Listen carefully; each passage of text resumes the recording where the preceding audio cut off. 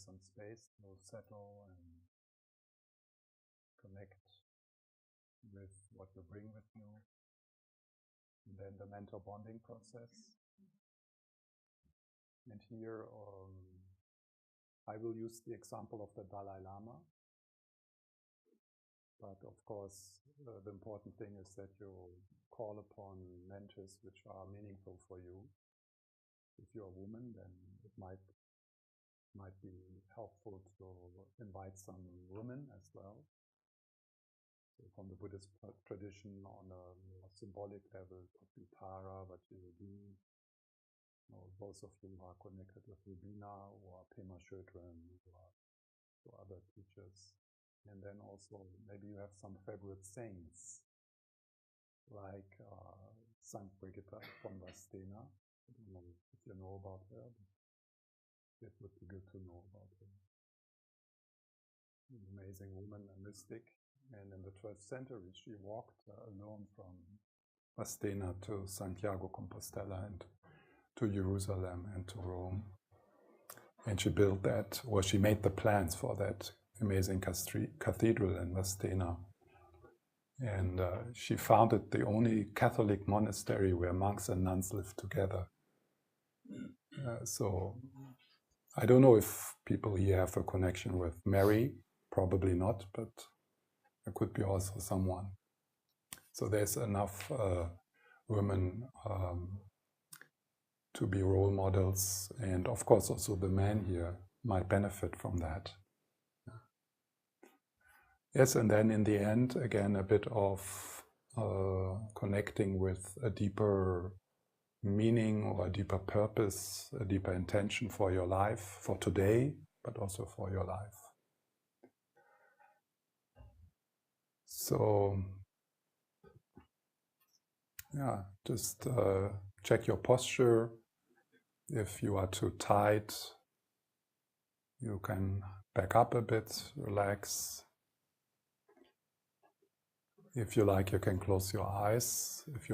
If the eyes are open, you keep the gaze relaxed.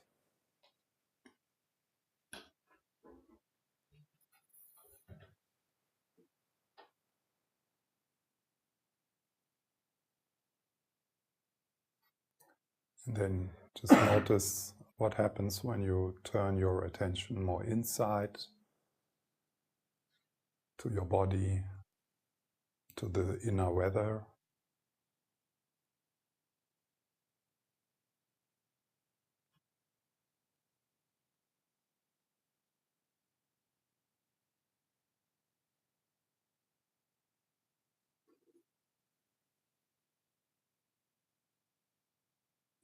And it might help you to slide on the in-breaths down into your body, even starting with going down to your feet.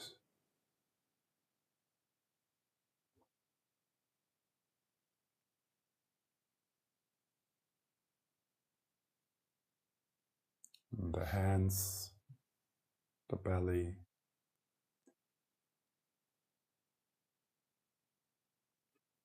And think of it as an embrace, as if you are hugging a friend.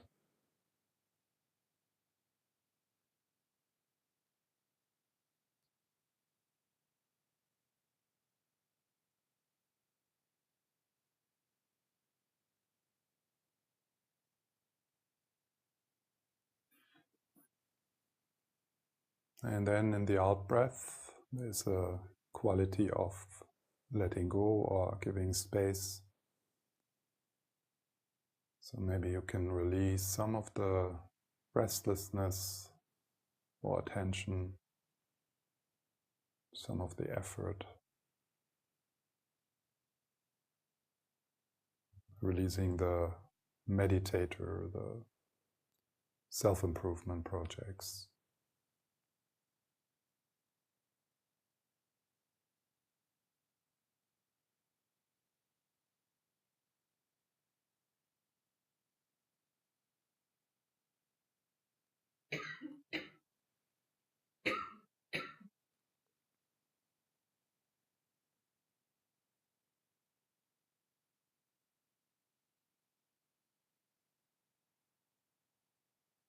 And slowly you notice that there's a shift from the head into the body, from the doing to the being,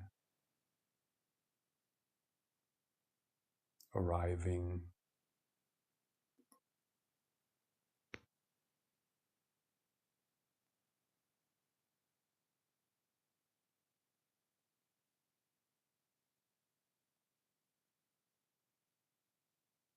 Of course, thoughts continue, like the cars outside, but there's the possibility that they go a bit into the background and you don't take them so serious. It's nothing you need to think about right now.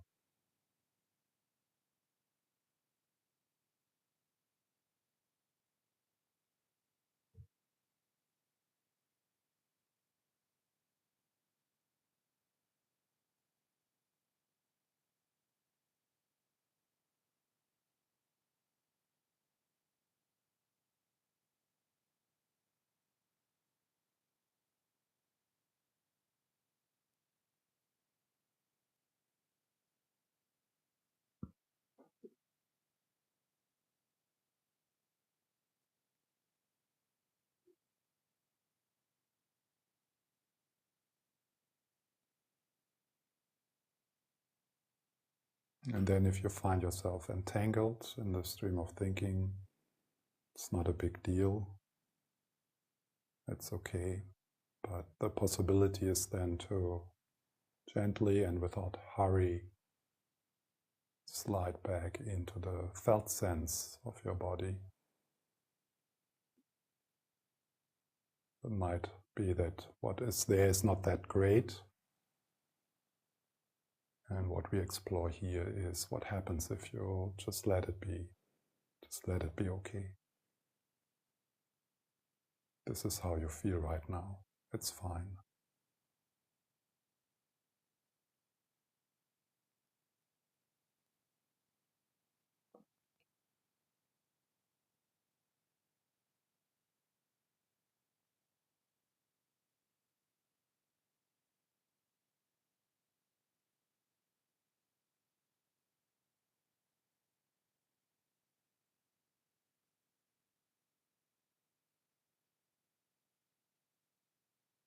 All senses are open. So if you find yourself kind of narrowing down, just keep your awareness broad, sky-like.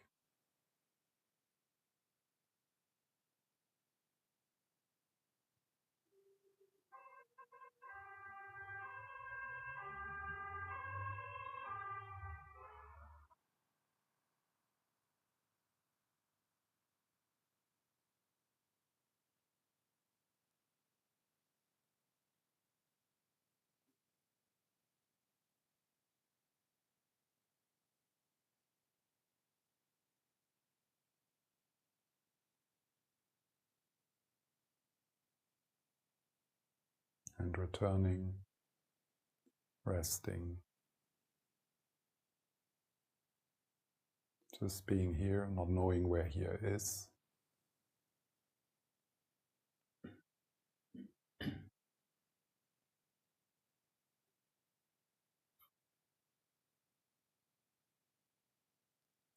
Then if you find yourself trying to add something or trying to get rid of something, relax that grasping a bit as if you would open a fist.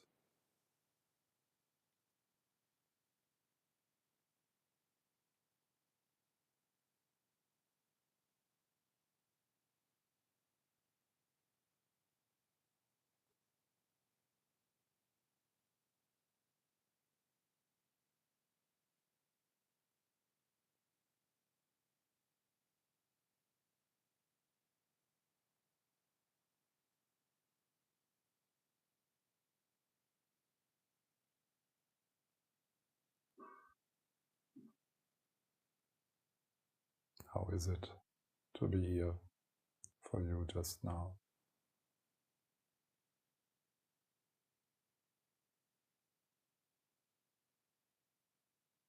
Befriending your own energy.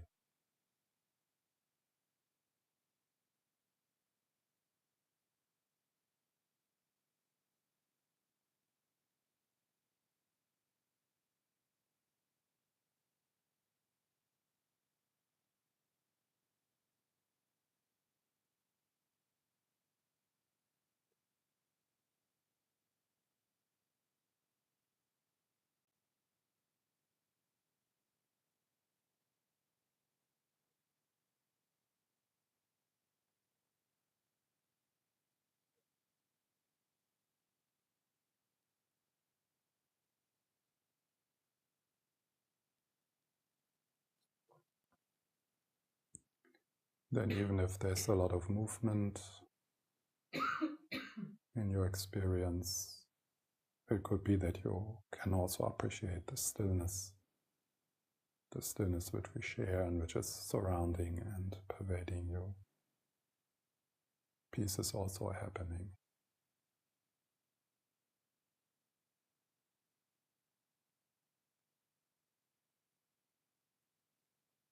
So instead of just focusing on the clouds, you also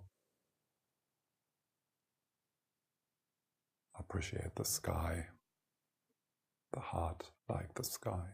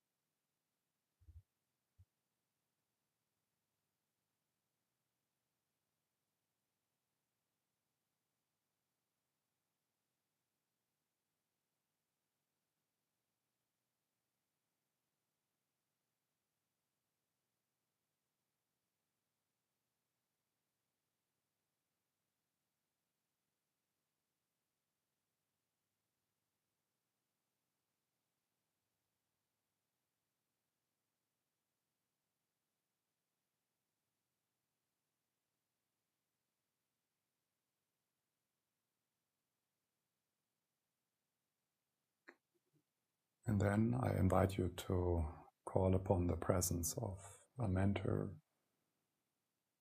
possibly a few of them, and they come like angels, bodhisattva angels.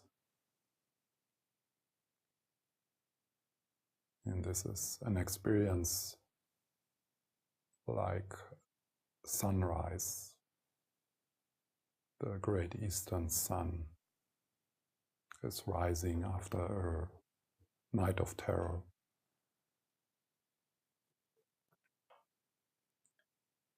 And you are just sitting in the warmth with your whole body.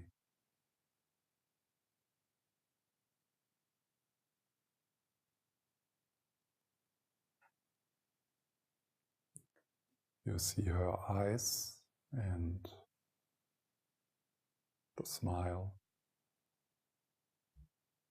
and she looks right at you and through you, right into your heart.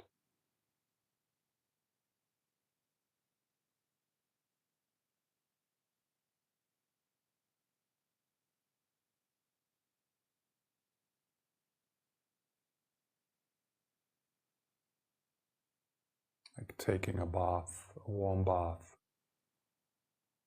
in loving kindness.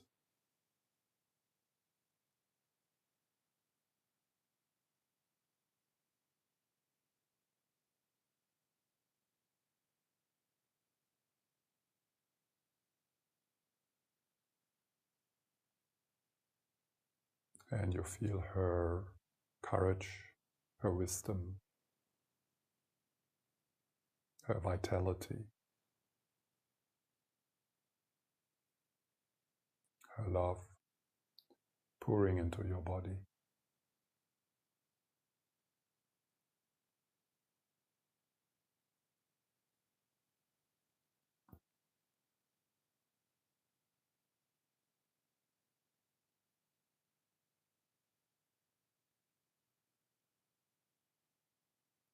And if your mind goes somewhere else, you come back to the felt sense in your body.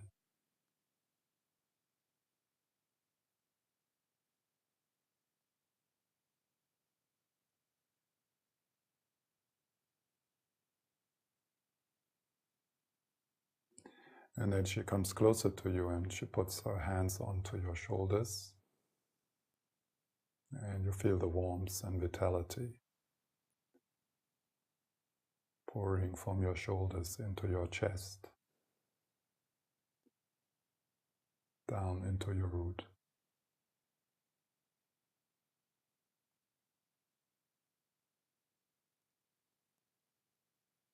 And this touch has I'm here with you, whatever it is. I'm always here with you.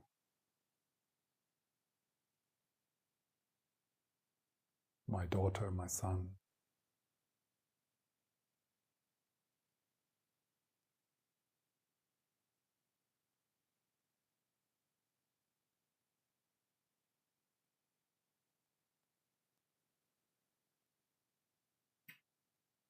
So you feel the healing hands.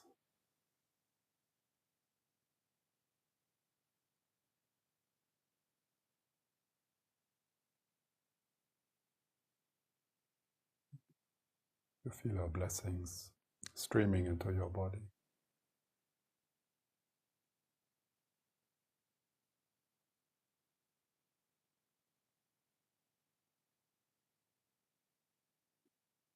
Down into your pelvis.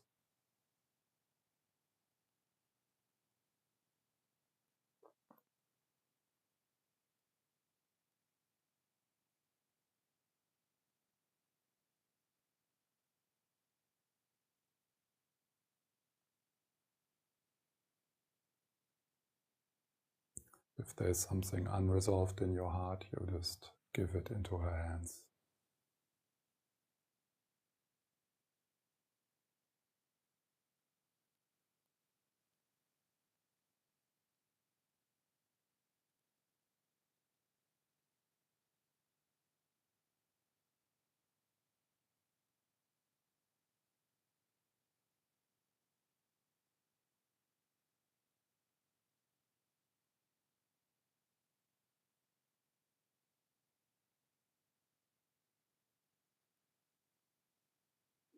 And then she dissolves into that warmth, into that light, and it enters your body, where it comes from, the center of your chest. And you become aware of the goddess within. She's residing at that sacred space, at the center of your being.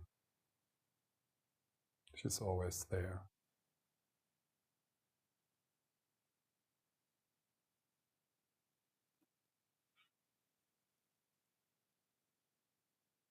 And from the goddess within, there's the warmth, the light, the healing, which spreads out. Your heart is opening like a flower, and it pours into your whole body from the goddess within.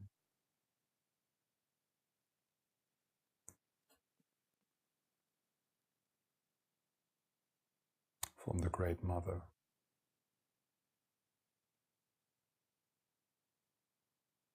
Prajna Paramita.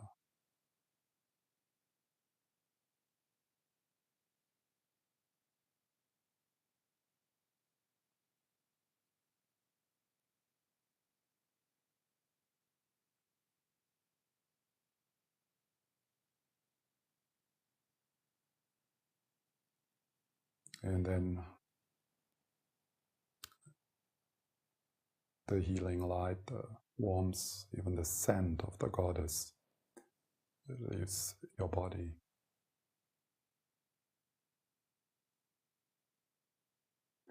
And you realize that you are the source.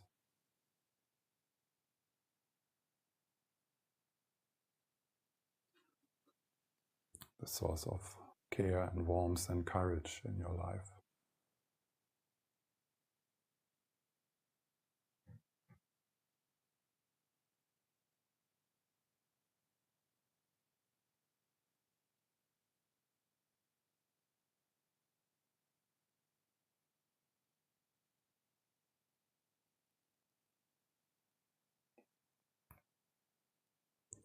And this warmth, compassionate presence is radiating into your past, back to the little girl,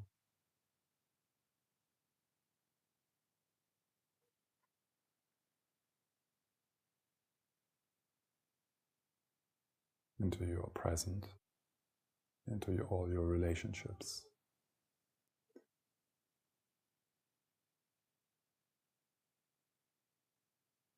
And also into your future.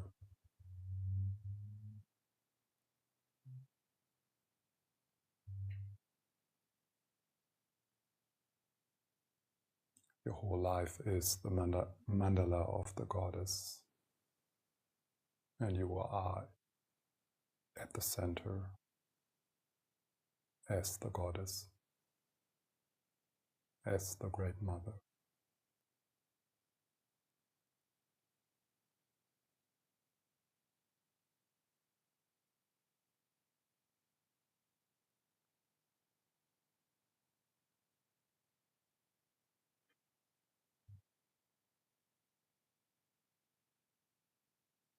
Who wishes to protect all her children.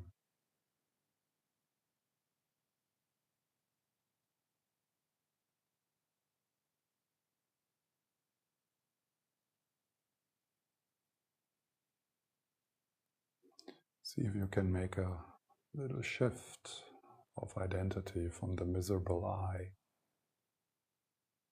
the I'm not good enough I, to the goddess.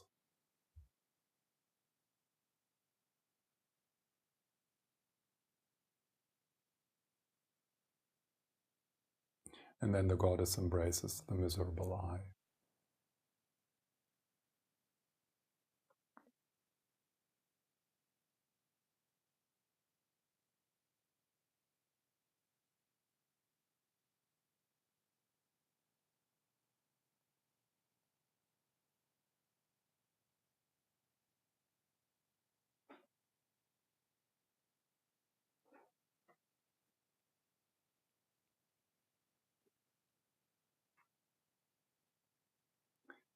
Maybe you have a sense of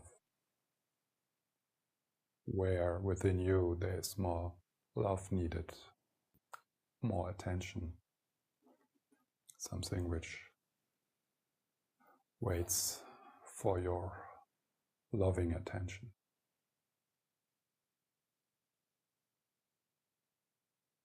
from the goddess, from the Great Mother.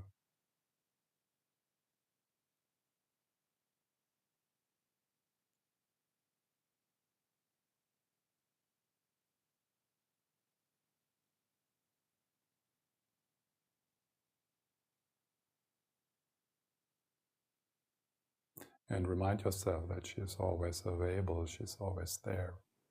She has been, she is, and she will be indestructible, uncorruptible,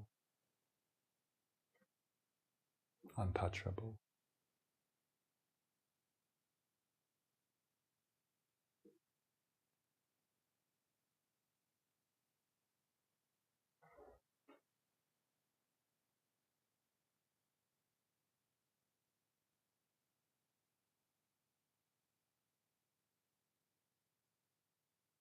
You are the light.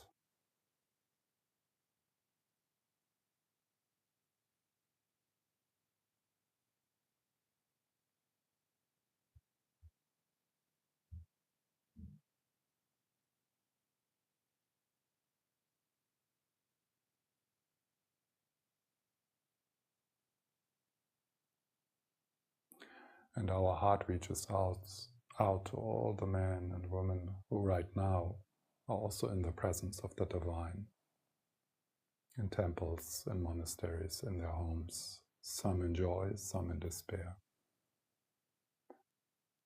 You are never alone in silent prayer.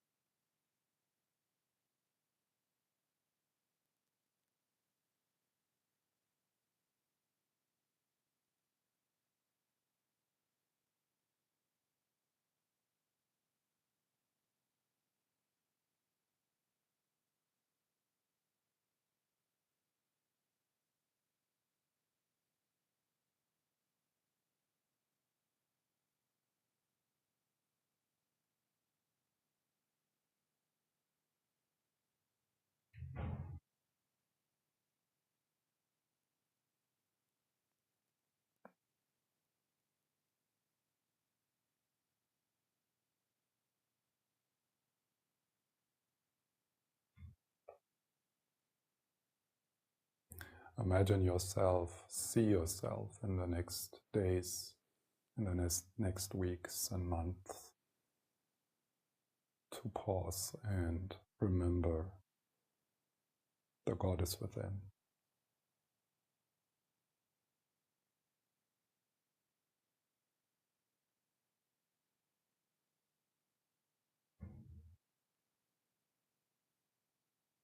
What would the goddess do? Say? How would she move? How would she look at the people around you?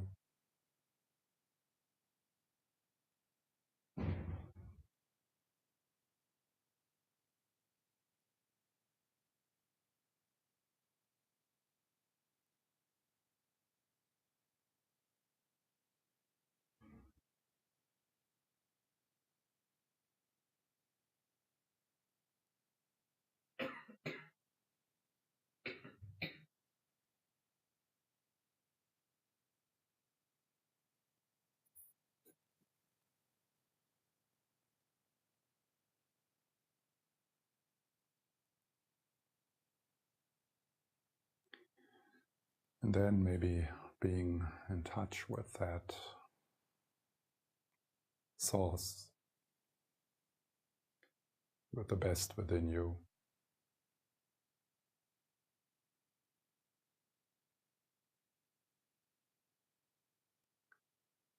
Why are you here?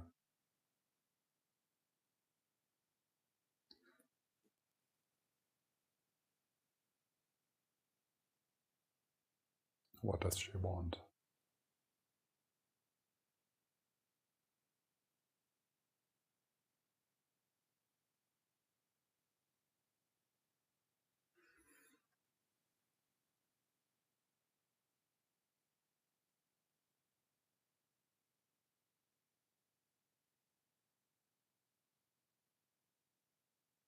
What is important?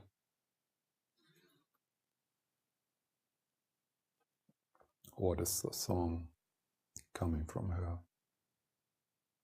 The dance, the book,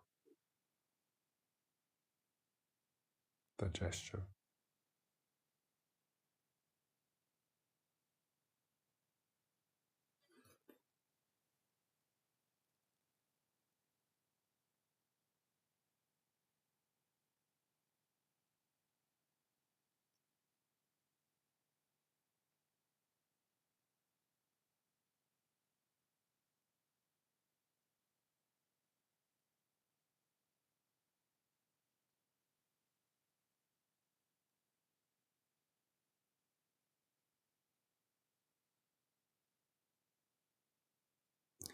Then I want to close again with Shantideva.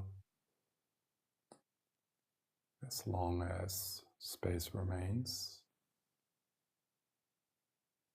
as long my children suffer,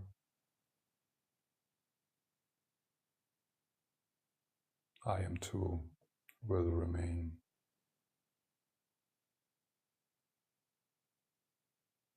To relieve their pain.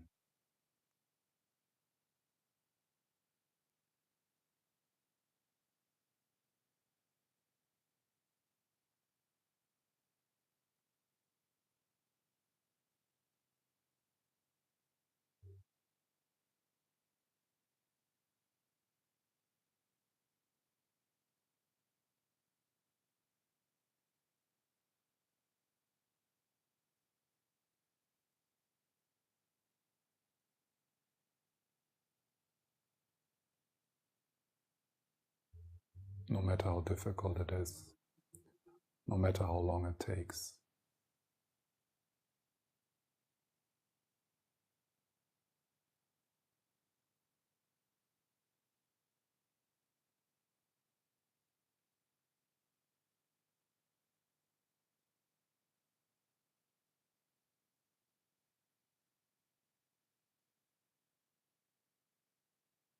And for that I need to first heal myself.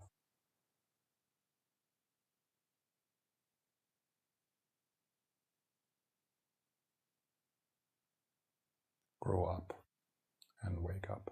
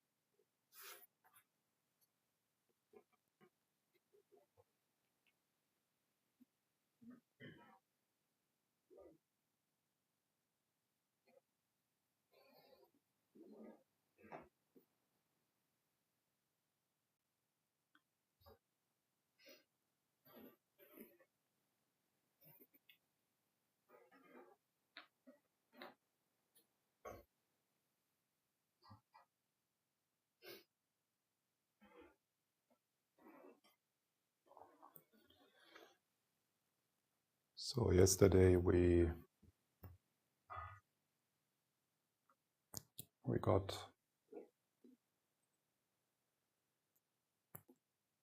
actually touched the three levels or the three scopes of the Lam-Rim.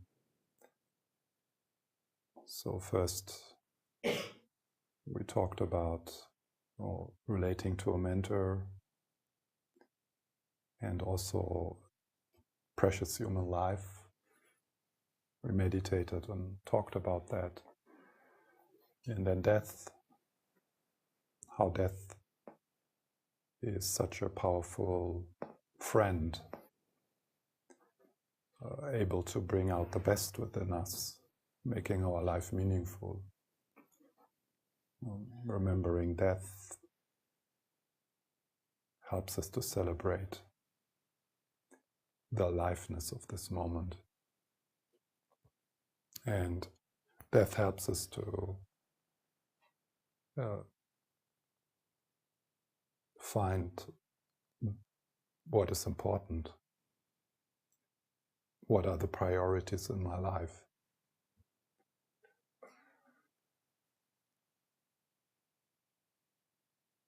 Then we talked a bit about refuge. And then in the second scope, the topic of self-liberation and renunciation, the recognition of dukkha, the dissatisfactoriness which is torturing us all the time, and the hopeless project to find a safe place in wonderful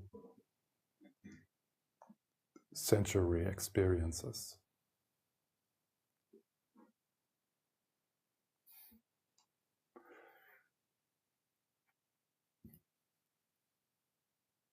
So in the second scope, I don't know if I mentioned that, it's not only recognizing and accepting dukkha, which is really challenging, leading often into a kind of identity crisis.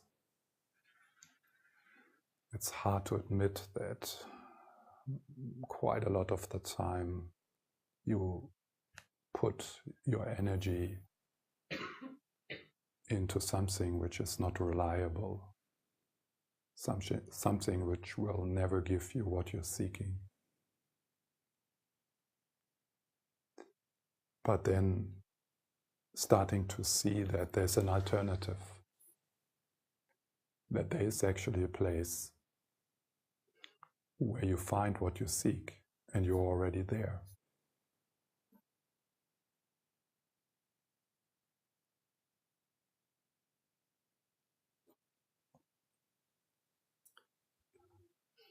Yes, and then also the third scope, the third level of the Lam-Rim, where we replace the self-importance, the wish for self-liberation, into the Bodhisattva project of waking up so that you can wake up others up, because you can't leave anyone behind. does not make sense to leave anyone behind. And understanding that since we are not separate from each other, it's either all or nobody.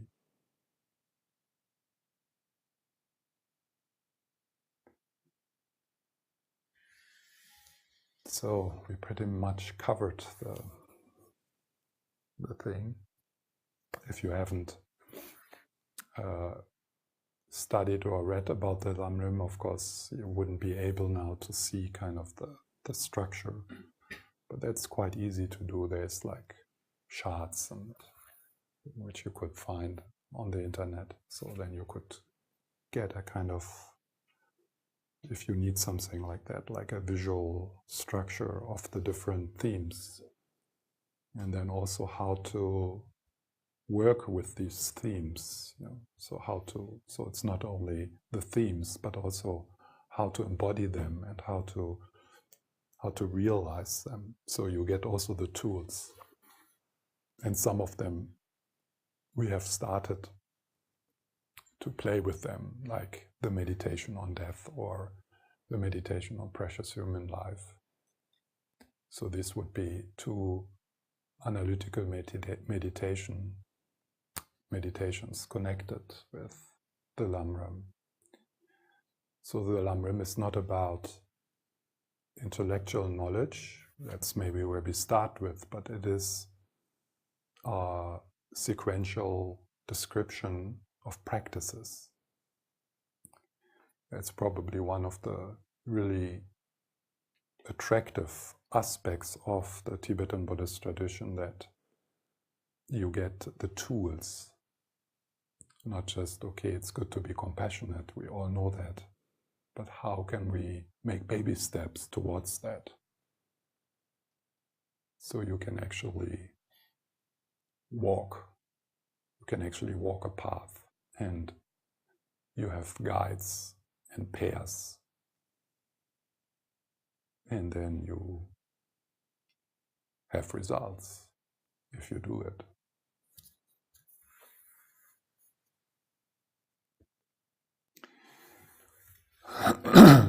So yesterday I said I want to say something about stable attention, and I want to do this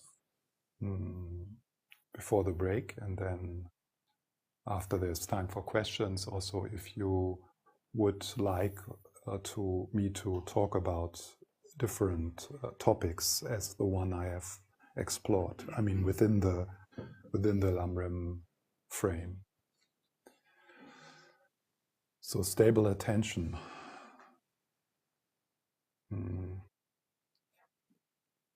I will just make a few remarks. So the cultivation of stable attention is really like it's a fascinating topic. And as everything, it's really complex. So it's like, this is now a little bit like comparing studying medicine with a first aid course. So now I give you the first aid course, yeah, but it's like it's really a fascinating journey. In the Tibetan tradition, it's called shamatha, so shamatha training. So shamatha is that usually when the word shamatha is used, they talk about the training towards a stable attention. So stable attention means that you are able to direct the attention to that which is important for you, and your mind stays there. So if you do the precious human life meditation with stable attention, then what is important for you then, because you decide that it is that, the realization of the precious human life. And with stable attention you are able to do this meditation. If you don't have stable attention, then you might have the 10 minutes where you thought you are going to focus on bring your attention to the precious human life, but you're actually doing something else. So it is quite obvious that in order to do any kind of inner work, any kind of inner healing, actually any kind of psychotherapy also. I mean, as a psychotherapist, that's the main thing. To be present. Yeah. That's the biggest asset you have. And fortunately, we can train or cultivate this capacity. We all have it. We are born with it. But we might not have trained it. So our mind, we all suffer from an attention disorder. And it seems to be getting worse, not better. I mean, if the most exciting thing in your life is to watch yaks grazing, then maybe it's a bit easier to just be present. But if you have all the flood of information and excitement, and then that muscle. So here it's quite okay to talk about training, because it is a kind of training. It's just you do it or you don't do it, and if you do it, you have results. It's simple like that. And the results you can have within the shamatha training, they are amazingly quick. I mean, what the research shows is kind of amazing. What happens when people just do 10 minutes of breathing meditation every day. It's measurable. Within, even within one session. And then if you do it for a while, then it will affect, I mean, now I talk about kind of the immediate, kind of general benefits, just to sell the product. Yeah. So I'm talking to the productivity junkie in us. So it makes you more productive, more creative, more stress resilient. It boosts the immune system. It makes your skin more beautiful.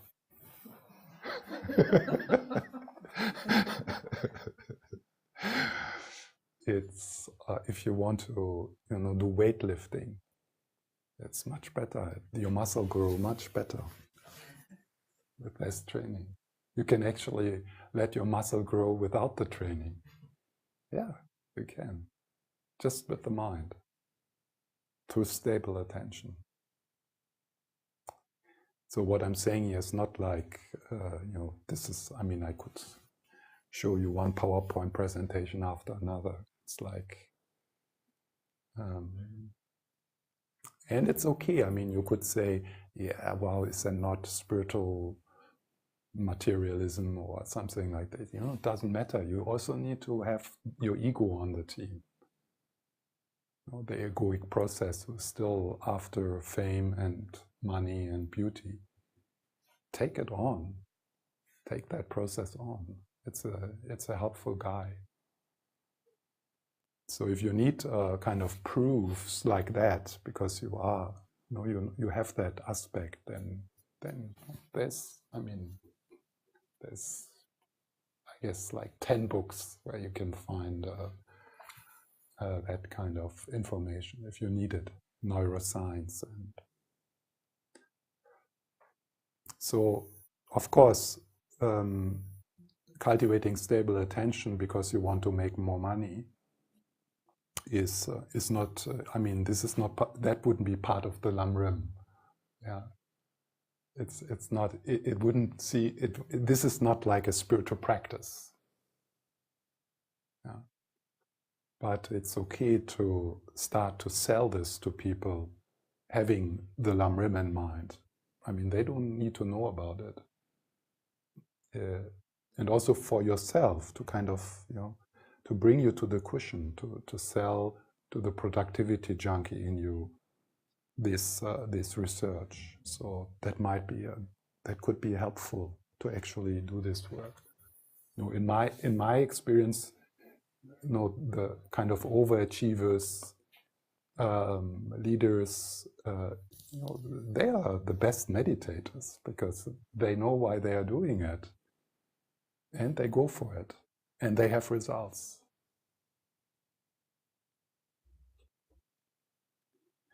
So in the Lam-Rim context, and the shamatha training is presented in the last scope.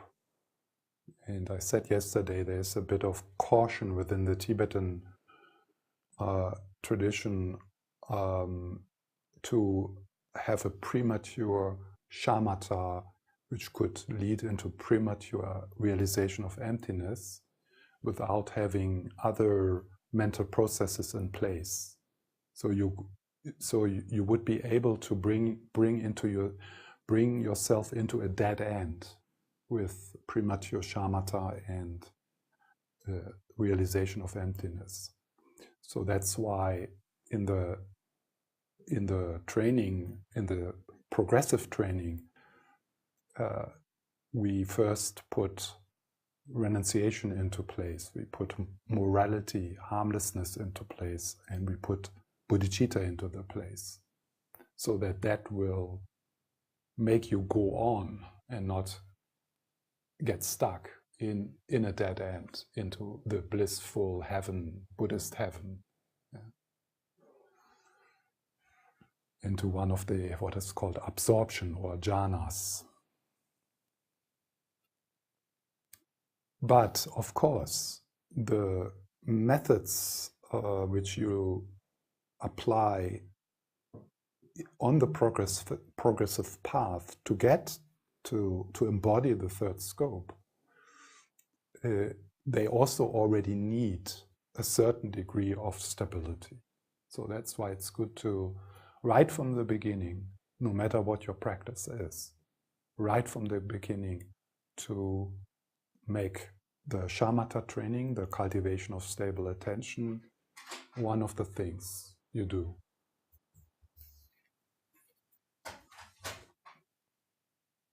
So stable attention is a mental factor.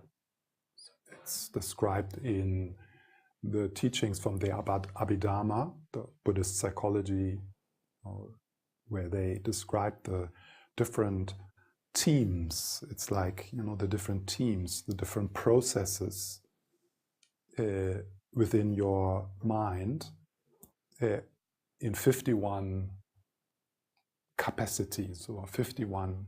I like to think of them as teams, because each of these processes, for example, stable attention, it's not just one thing. It's like it's more like a network.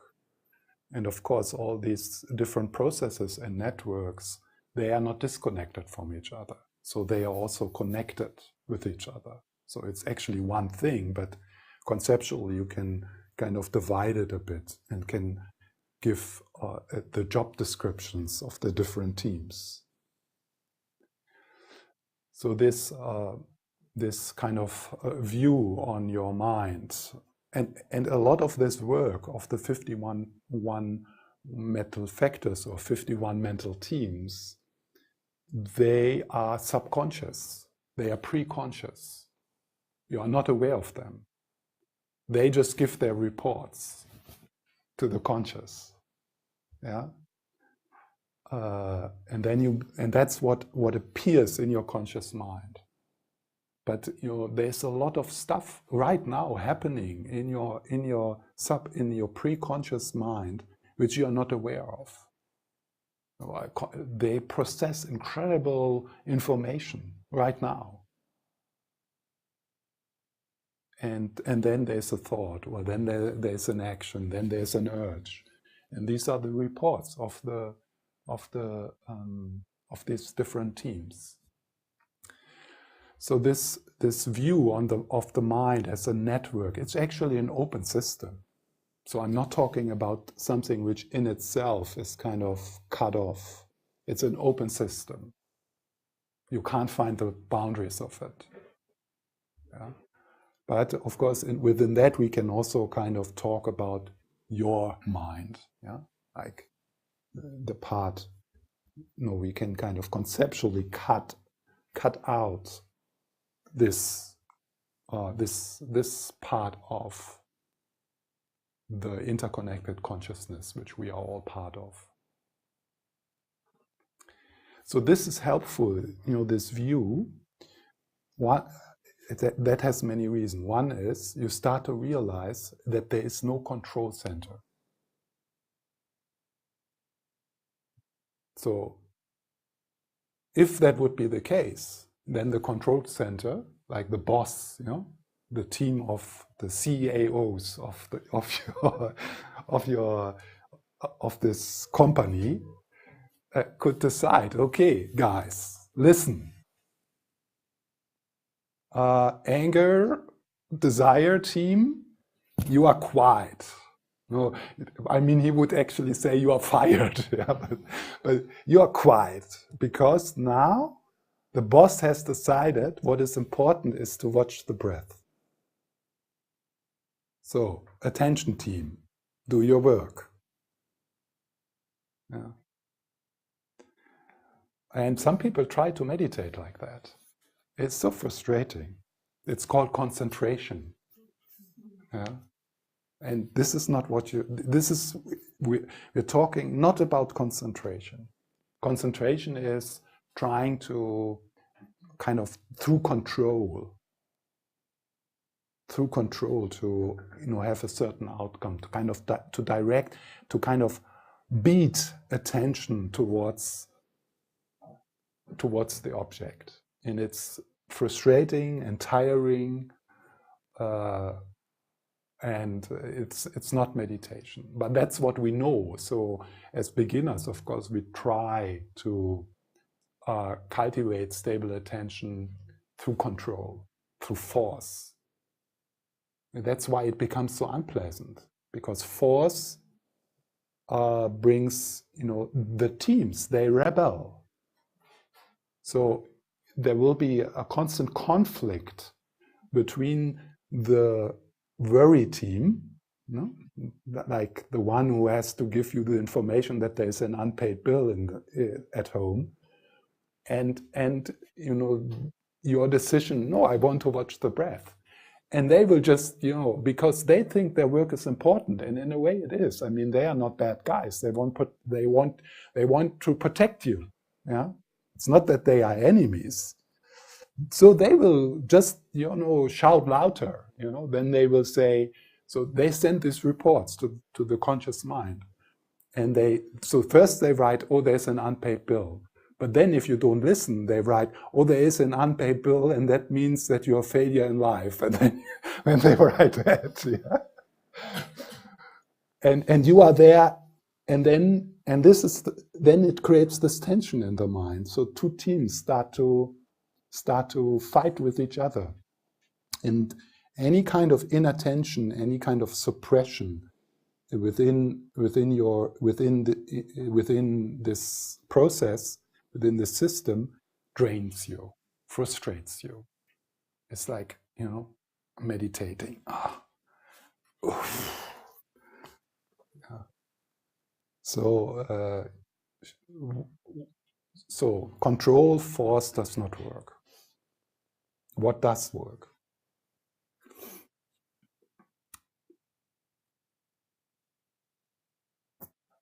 There's so as I said, it's complex. There's no way I can say the whole thing. Sorry, I can't just download it into you. Yeah, so it's like, and then that's there, and then we can just sit quietly. Yeah, it's not like that.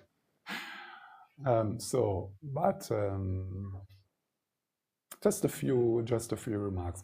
In the Tibetan tradition, this training is described in 9 stages. And it's fascinating. It's fascinating material, because once you start to do it, you start to see it is like that. It is like that. How the heck did they know?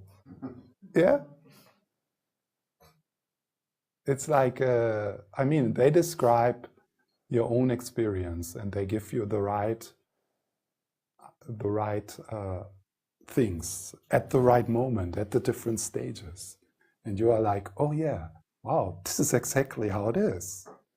So that's of course helpful if you can confirm an ancient text like that within your own experience. And you realize that these people have done the same. And they just made the map. So there is, in the Lam-Rim teachings, in the last part, there's this description of the 9 stages. Of course, it's good to also there to look at what teachers, other teachers, I mean people who are working with this material now and nowadays, what they have to say. So this is, and one of the main teachers here is Alan Wallace. Yeah. So just a few remarks about, so what's helpful here. One thing is, so you need to, like, you want to nurture your capacity to be in, to stay for a certain time with your intention continuously on what is important for you. Force does not work. Control does not work. You need to be more skillful. And friendliness is, I mean, friendliness and like relaxation, that's like, I mean, that's the foundation for this. So it's more like a matter of growing something which you want to strengthen, rather than trying to force to make it happen. It's like a growth process.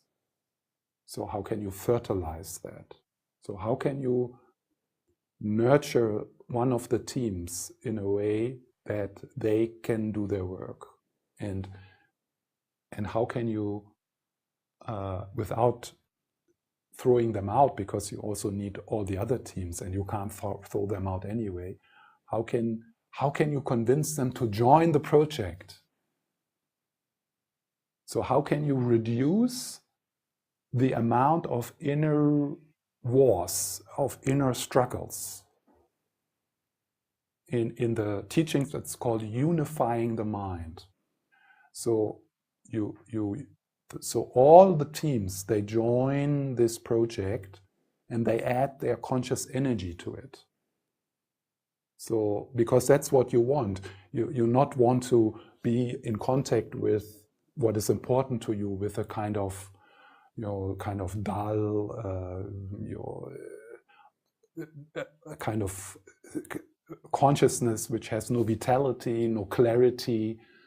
So you want to have like an energized, not overly energized, but an energized and clear consciousness, which is more and more free of the subconscious conflicts.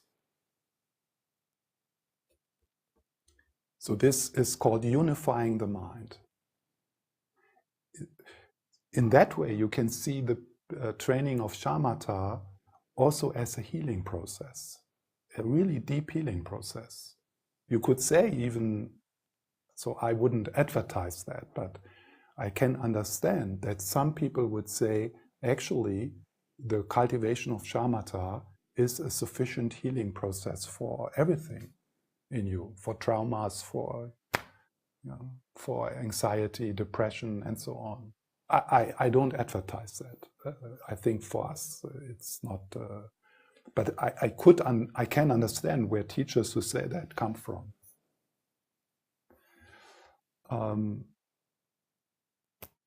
And also, the practice of shamatha is a practice of self-discovery.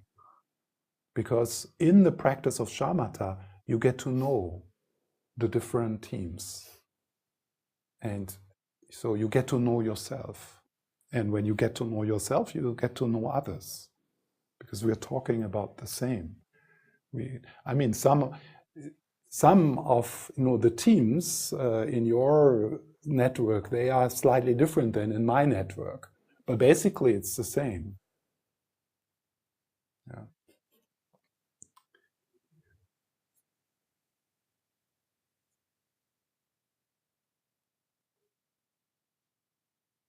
So,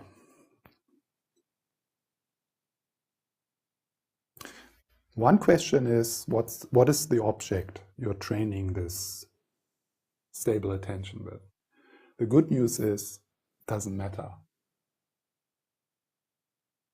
It really doesn't matter what the object is. So what you want to hold in the foreground of your awareness, and then stay and keep it in the foreground. Like you do now.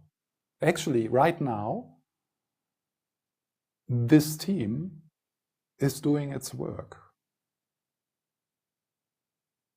Because you have decided to put what I say into the foreground. And you try to stay in contact with it.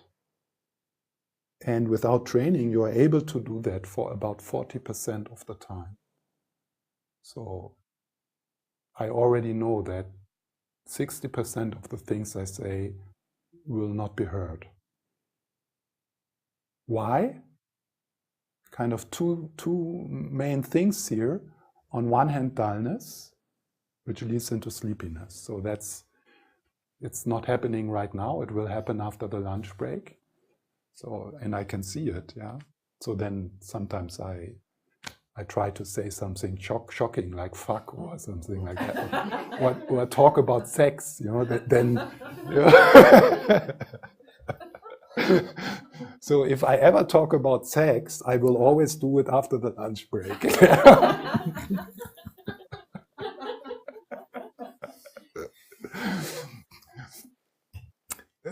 So that's like, when your eyes, go like a bit like this, and you kind of pretend that you are still there, and then comes the nodding, like, which I see as a good thing, like kind of a bow. So that's, and then, but if you feel, and probably most of you have listened to these lectures on university and so of course you have the capacity, like if you notice that and you start to and then you say, wow, I'm actually here, I want to catch this. So, and then you kind of you raise your energy a little bit again, yeah. So this is a whole topic, how to skillfully work with dullness. Very interesting topic. And the other is excitement or distraction. So quite often you will notice that you think about the unpaid bill, or you give your commentary on what I say. And since you are smarter than me, then you start to listen to that. Yeah. And so we have a lot to compare and make our secret rebellious comments and that's fine, of course. But if that takes over, then you're sitting here and your eyes might be still quite clear, but I also notice that you're not listening. I can't reach you because you're lost in your own story. So in that moment, you have lost what is actually important for you, or you have lost what you came here for. Yeah.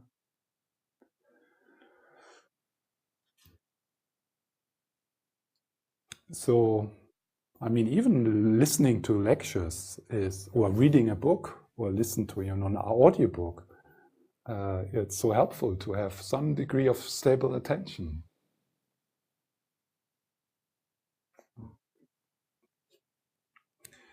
So what can we do to unify the mind? And there's many things. I mean, one thing I mentioned, if you give the productivity junkie some PowerPoint presentation, he will join. So he will, the productivity team will not send this reports to the conscious, hey, you're wasting your time. You know, there's so many important things to do. You know, it's much better to check Facebook. You know, it's not bringing you, and they believe it. The productivity junkie believes that.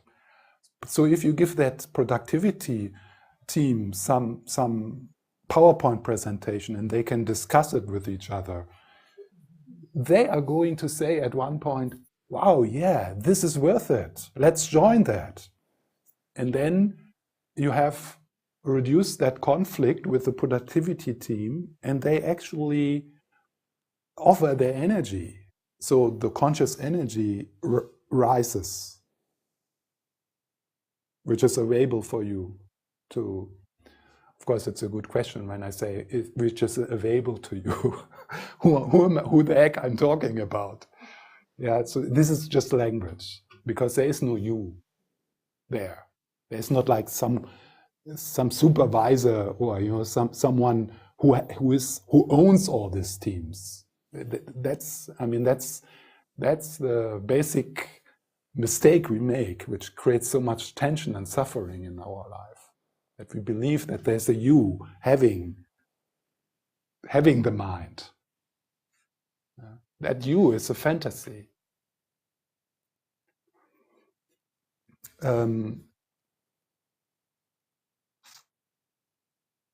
So part of this unifying the mind and decreasing inattention is psychotherapy, definitely. Yeah. It's such a waste of time to torture yourself in your meditation practice for years because you want to suppress anxiety or something like that. And I mean, as I said, I can see the potential of shamatha practice to address that. Yeah, but do 2 years of psychotherapy, and then that. So then that inner conflict, that inner tension, which you try desperately not to look at through meditation, will relax, and then that energy will be also available for you.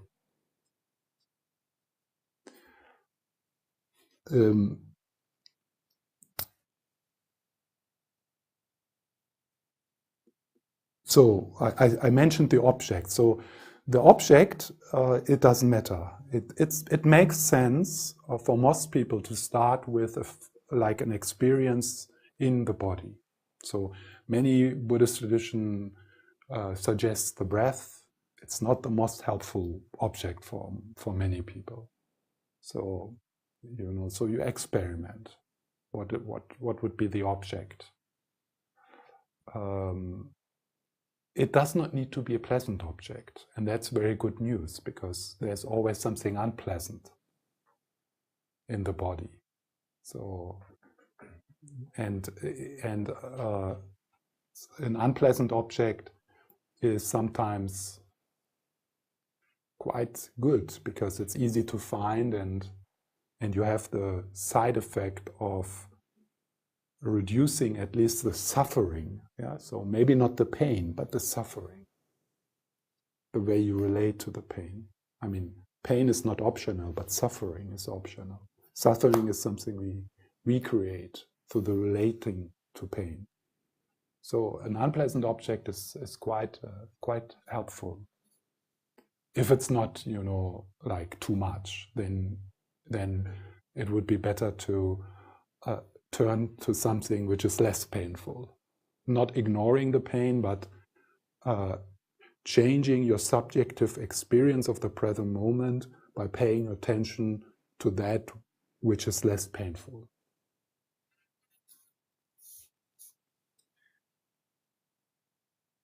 Some people say it's good to kind of choose one object and stay with it. I don't agree with that. So I would invite you to experiment and have the flexibility to also change the object in one meditation session. That does not mean kind of to jump around, yeah, and And also, you know what you're doing. So instead of seeing the pain in the right knee, an obstacle which you fight with, which is draining you, quite often the most skillful move is to let go of the primary meditation object and make that which is calling for your attention, which is competing, it's like competing for your attention, to make that the object and to put that into the foreground. So why do you want to have like a raised conscious energy is, I mean, stable attention, you want to cultivate stable attention to look deeply into the nature of the object, because that's where the freedom is. You suffer because you don't see the nature of the object. You are stuck in the projection. So, and in order to do that, so then that's where vipassana joins the shamatha. So you look into the details, you go down to the vibrational level of the object. And in order to do that, you need to have an energized consciousness, a clear, awake consciousness. Otherwise, you can't see that. So in the Buddhist tradition, and this is one of the points of Lama Tsongkhapa, it's very clear. Shamatha is a necessary but not sufficient part of the path to liberation. So this is like one of the big things in Lama Tsongkhapa's writing, that he said, oh, the yogis in the caves, yeah, they can enter the jhanas and they hang out there, they feel that they're enlightened, but they just have cultivated shamatha. And it's very blissful, it's like a side effect. When your mind unifies, then a natural inborn bliss, a natural inborn sense of well-being starts to arise. And this sense of well-being can be so overwhelming and so new, because it's not depending on anything, it's coming from inside, that some people might think, wow, this is it. I don't need anything anymore. I'm happy. I'm satisfied. I have arrived. So shamatha, the mind of shamatha needs to be joined with the vipassana, the insight into emptiness. And for that you need to have a consciousness on a vital level. So there has to be some vitality in it.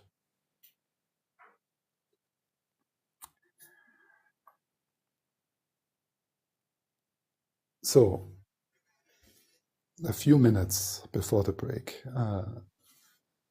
So how can you nurture the attention team? One factor is intention. So to cultivate and to nurture your intention for the time of the meditation object to be in contact with what is important for you in that session.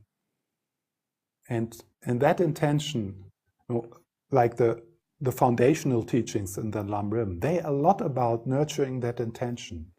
So you need to understand. For us, it is not, bhakti is not enough. So it's not enough for some master to say, oh, do this. So for Tibetans, that works perfectly, but this is not going to work for like 99% of us. So we need to nurture that intention. We need to understand why we are doing it. And so what's the purpose of it? So that you become passionate about it. And it's like more and more of these teams, they join. The scientists, the scientific team, the productivity junkies, so that they join, that they agree that that is a worthwhile project. So intention. Also in the second scope, renunciation. So that's also part of cultivating a strong intention. You know, so you need to understand why you're doing it. And you need to be convinced that this is important and that you're going to die soon and that you might not have 10 years. Yeah. The other very helpful puzzle here is curiosity. Curiosity. So that's why work with an object where you're more naturally curious about, and then feed that curiosity, become a child full of wonder, as if you are breathing the first time, as if you're an alien who has for one day, and it's an alien from a formless realm, and they have for one day this opportunity to have the human experience. And they are sitting there and something happens which they have never experienced before. And they feel, what is this? Wow, what is this? Yeah, this is amazing. I want to explore that. There's so much stuff in there, so much things, and it's like I could spend years looking at this and study this. I could become an explorer of this. So curiosity. If you have a child who can poke with a stick into the grass for hours, yeah, completely absorbed into what she is doing, because it's new, it's fresh. And we do, yeah, I've done this before.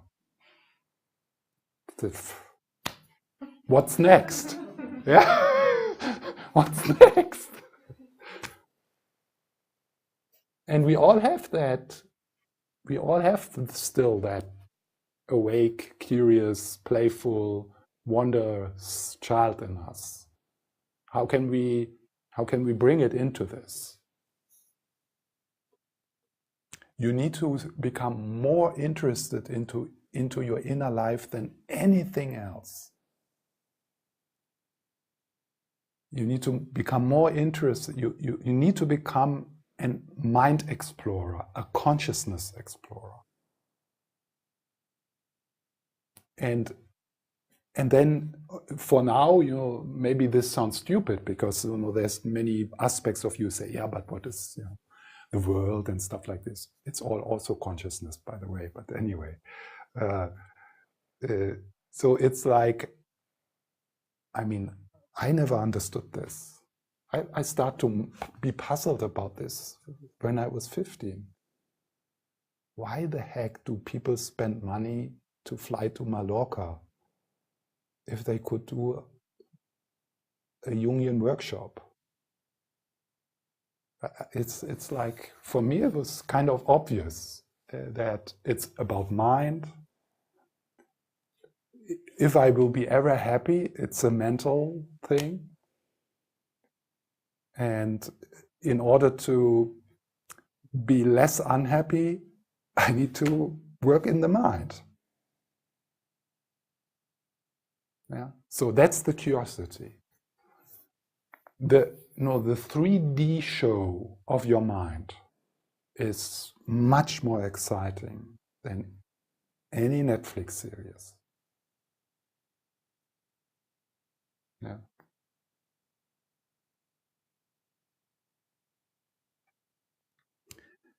So curiosity, and there's if the breath is one of the objects, don't fall into routine.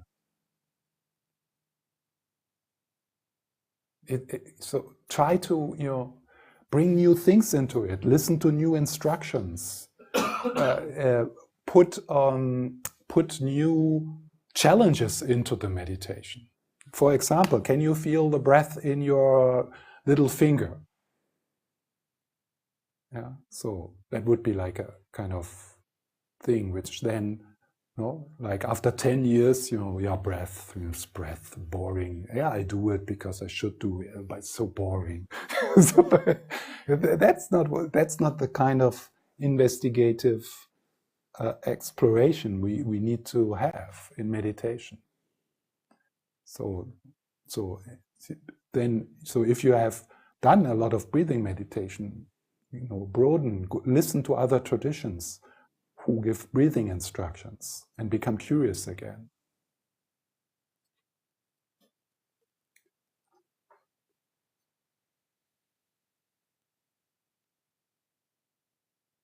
If you become curious of the meditation object, it's a bit like, not the same, but it's a bit like falling in love with the meditation object. Like, imagine, so in the beginning when you're attracted to someone, you can't sleep. There is no dullness in your mind because you want to see her skin and or listen to her voice, and it's the most fascinating thing. You're not going to think about something else. So that is if you fall in love with a meditation object, shamatha is a piece of cake. I mean, all the teams will join, or not all, but a lot of them. Yeah, a lot of them will join, and your mind will just go there and wants to explore and celebrate it and be fascinated by it, be passionate about it. So of course I idolize it a bit now. There will be still a bit of boring sessions, yeah. I'm exaggerating, but to give you the flavor.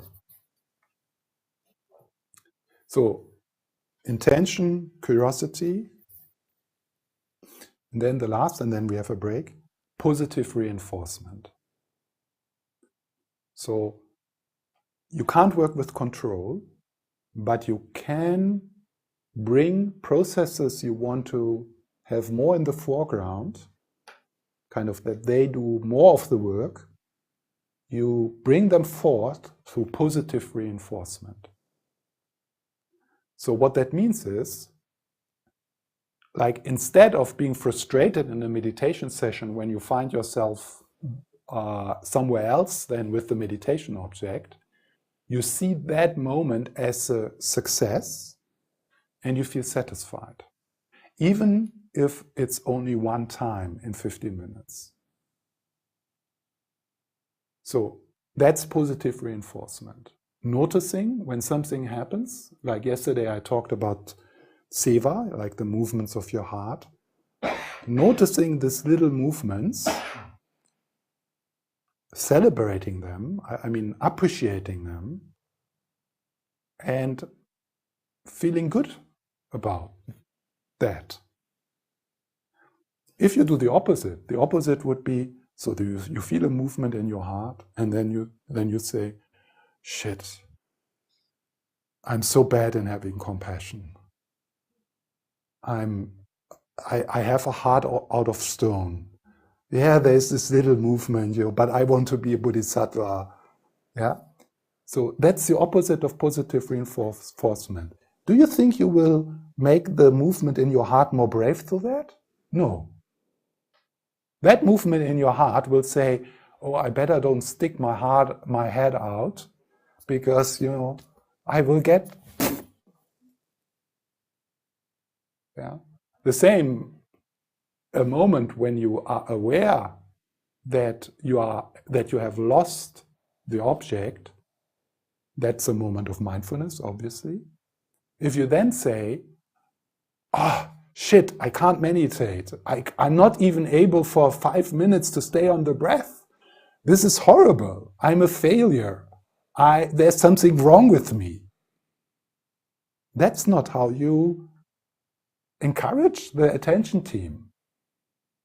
No, they will say, okay, I think we stay quiet here because, we don't want to be punished. So positive reinforcement.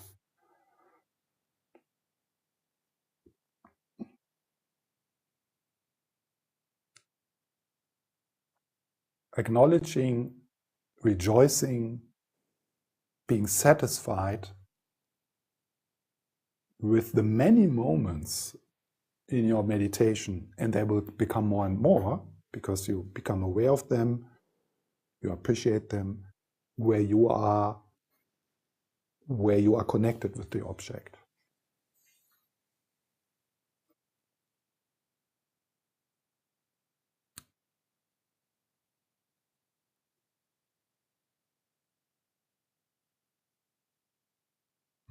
One last thing. This is something I have become aware of not so long time ago, and I found it quite helpful. So some people feel that shamatha training means the only thing in your mind is the object. That's bullshit. So there's two things here. One is the stable attention with the primary meditation object.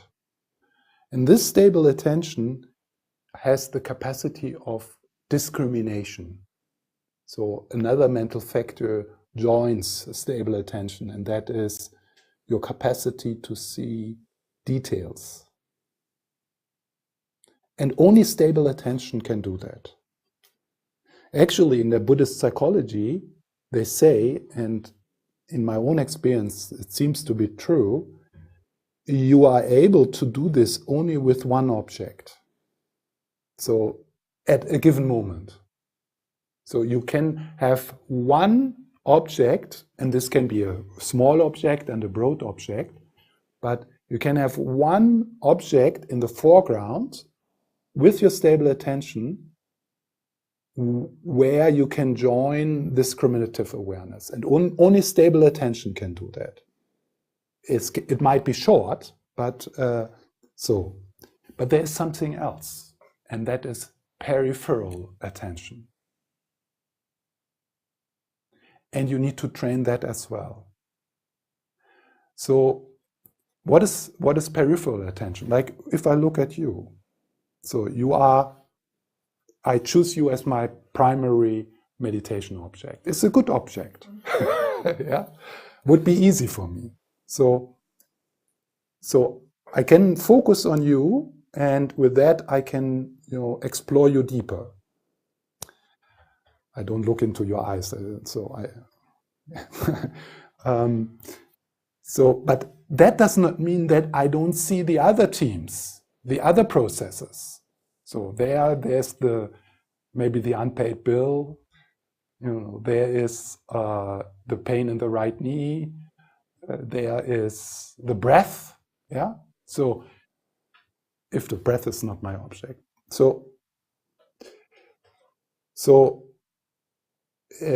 Cultivating stable attention does not mean to block all this out, because you have another capacity, and that is peripheral attention.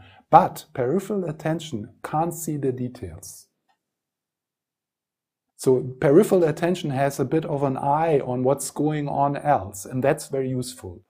Because like the pain in the knee, she starts to make noise. Yeah? And right now, it's not too loud, so I can lovingly ignore her, but I have an eye on her. With peripheral attention, while I look at the details, at my meditation object.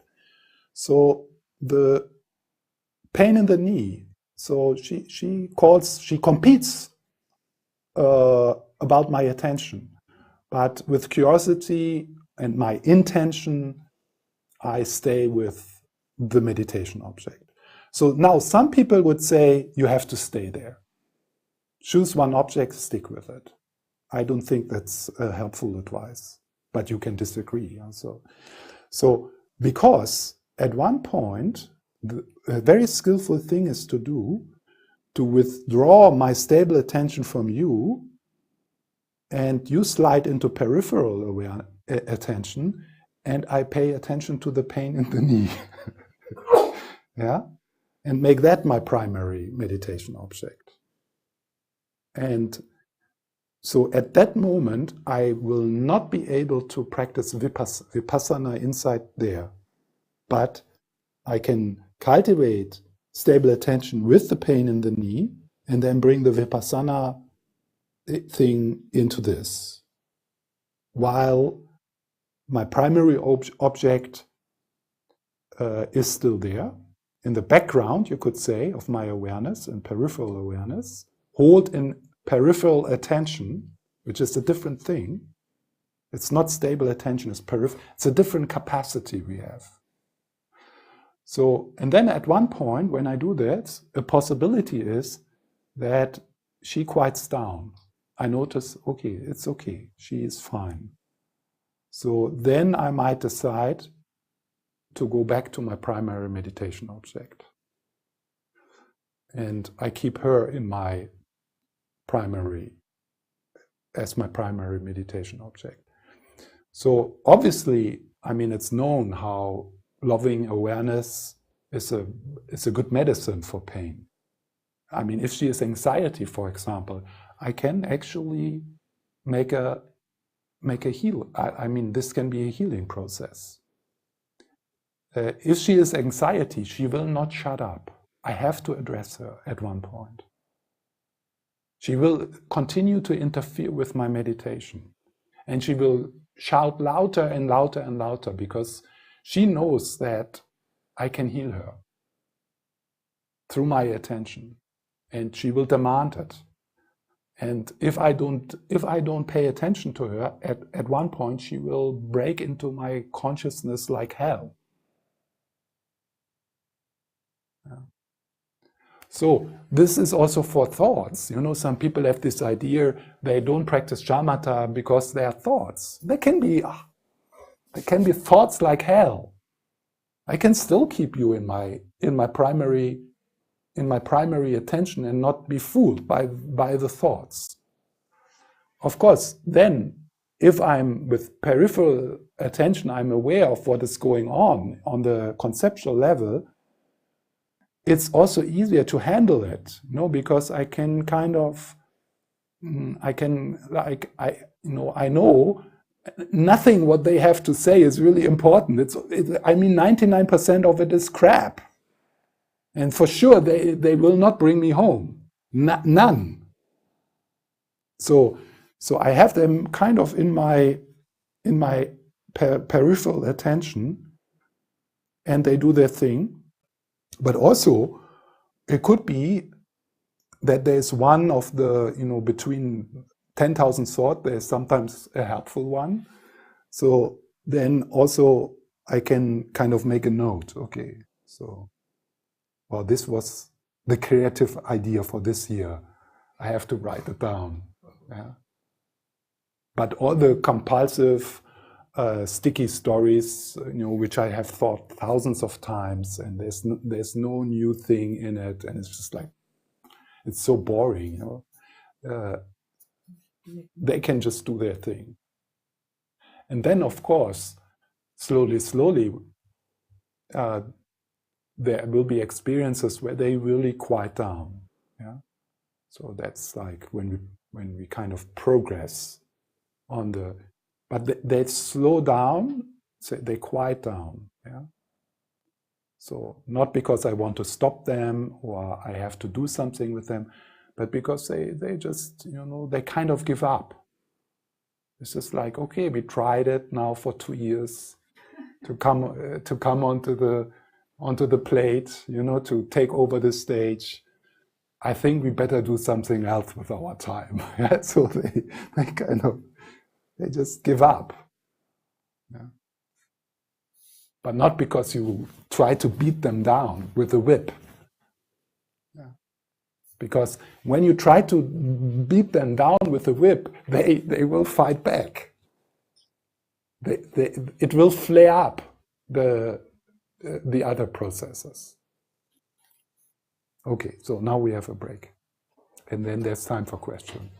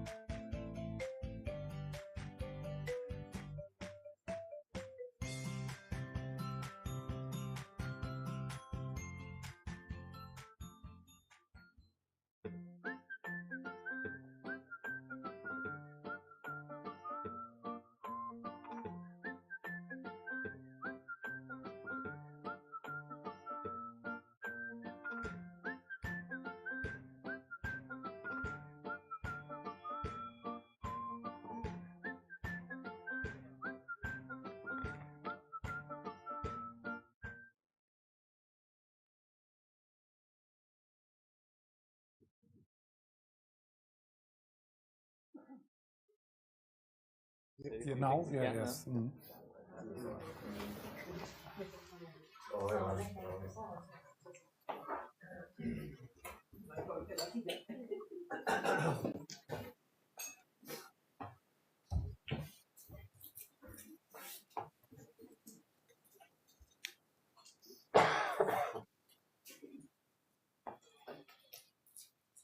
Yes, I thought I would just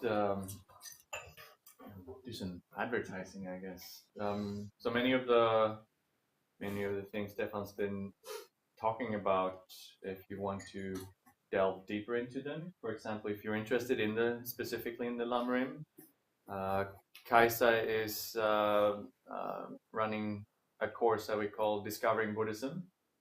So we go through like all, how many modules? 14 or? 14 modules. The last one is more practice, but now we are in the module of Lam-Rim, in fact, presenting the past very shortly. Yeah. And then we start the next module maybe in April. So each module is like 2 months, and it's possible to jump in for different modules and study them several times. And that's Wednesday nights. And if you're interested in, for example, shamatha meditation specifically, we have an ironic course called Foundation of Mindfulness on Mondays. And we have a course called Learning to Meditate. And then it's also, Stefan talked about the effects of meditation on the brain. We have a public talk on 28th of March. A guy named Hans Mello, who's a brain scientist, will talk about the effects of meditation on the brain, which can be interesting. So yeah, if you check out the program and come join us. And also if you're interested in buying a cushion or something, because you can't do meditation without a proper meditation cushion, and or a nice book or something, talk to Maria and she'll sell one to you. Yeah. So that's my little ad break before we hand over to the regular programming.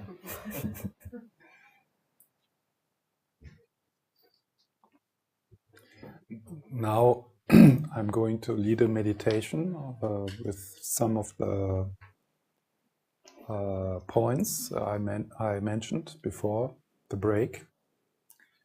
So I will suggest as meditation objects here, as meditation object, the sensation in your hand, starting with the right hand. Yeah, so, but in case there is, something other stuff, felt in the body, which is, really kind of trying to get your intention, trying to get into the foreground, then probably it might be good to let go of my suggested object and turn to that. So it's equally fine. I'm going to ask a few questions during the meditation. These questions are not meant to be answered. So it's not like that you're supposed to find, you're supposed to look. Yeah? So these are questions. So if I would ask, is there an apple on this table? Then you put your attention there and you look. And so I'm not expecting that you find the apple. I'm also not expecting you to report if there is an apple. I'm expecting, the reason for that question is to make you look, to be curious. Yeah. So if you notice that some of these questions bring you into the head and you think about it, that's fine. I mean, it's not a problem, but it's not where we are, that's not the preferable place to go for the time of the meditation. So if you notice that, then you just come back to the object. The sensations in the hand are quite subtle. So some of you might, kind of go there, but then there's not much happening. So we are looking for a subtle, basically we're looking for the chi, for the prana, for the movements of energy. Yeah. In case you go there and you don't feel anything, like that's the experience, then make that the object. To be able to meditate upon the absence of something is a very helpful thing. At one point, this will be very important, because meditating on emptiness is meditating on an absence. So when we can make the absence of something, the gap, the gone, an object, that's very handy. Yeah. I don't know if that makes sense. For some of you, maybe. How can I make the absence of something? How can I make the gap? the object, but it's possible. So if you don't feel anything, you don't fail. Just make the not finding sensations in your hand the object.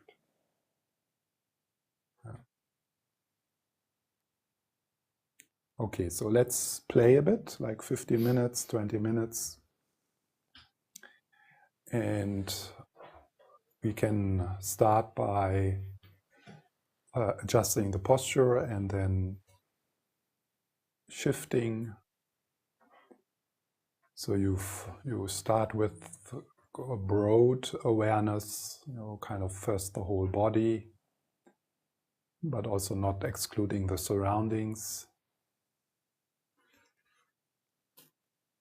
Noticing your own energy, what you bring with you from the break, feeling the aliveness in the whole body. And letting everything be as it is. Just noticing.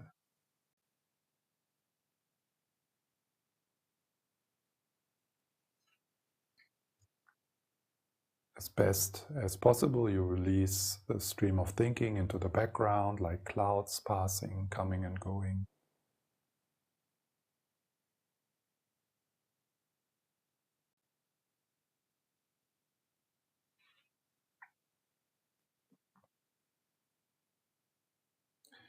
With the out-breath, if possible, to release some of the tension, some of the effort.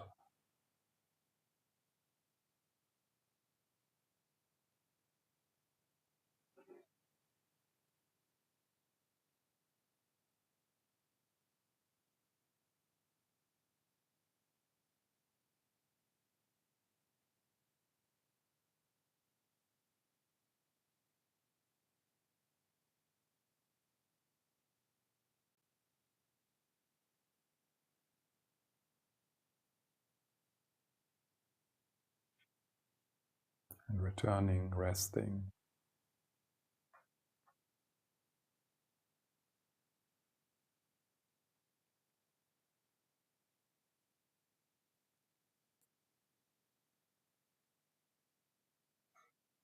Then with the next in-breath, I invite you to slide with your attention down the arm into your hand.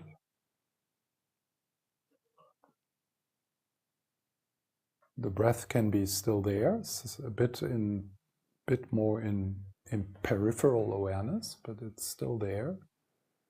Could be a sense that you breathe into the hand or through the hand. So there's both a bit of awareness of the breath, but we bring the sensation in the palm of your hand, in the fingers, the top of your hand, right hand, to the foreground.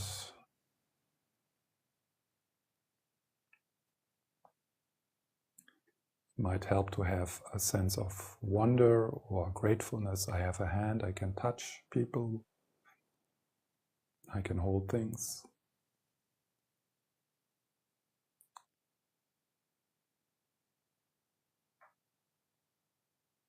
And what is there?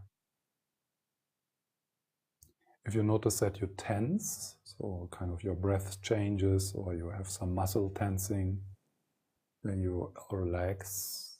Again, you open and you stay in contact with the sensation in your hands without force.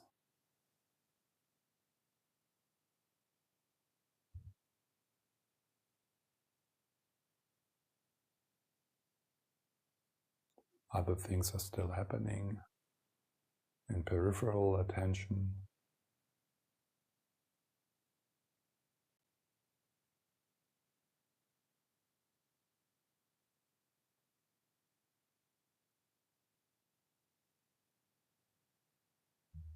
So the object here is not the mental image of the hand. So if that is the case, See if you can dissolve that. If it does not disappear completely, but you leave it then to peripheral awareness, and you search for chi, for prana, for the vibrational level.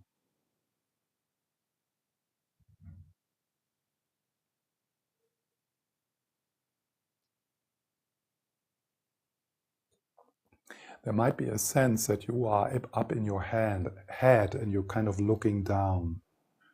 If you could relax that, that would be great. So you experience the sensations from where they are, not from above. You're not in your head.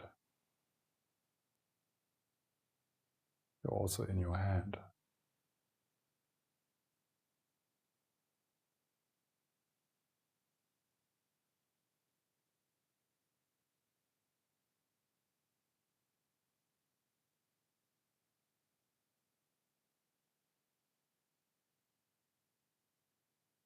You might notice that there's other stuff competing for your attention, and you lovingly ignore.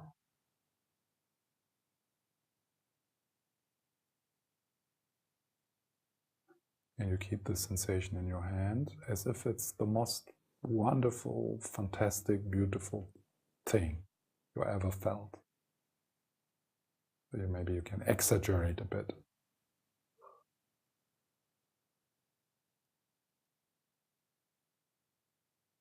As if this would be the last chance for you to feel your hand.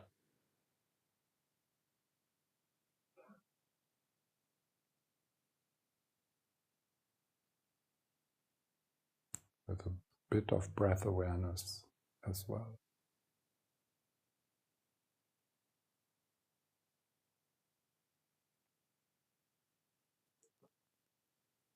So one of the things we train is zoom in, zoom out. So if you now bring your attention to the little finger, zoom in. Not the mental image.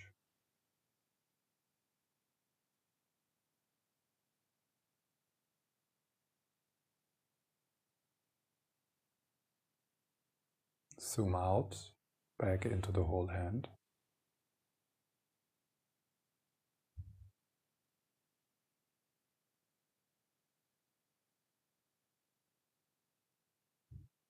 Is it possible for you to distinguish between the fingers, not using the mental image?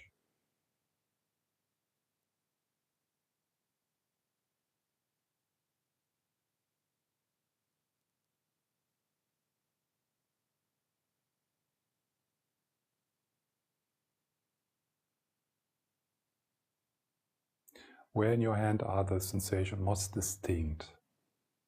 So you zoom in there.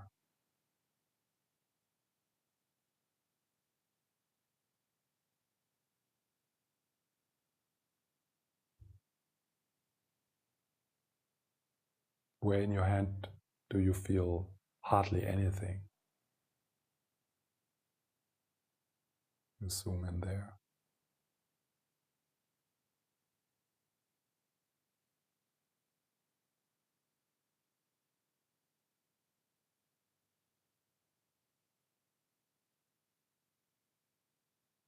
You're relaxing the sense that you are up in your head.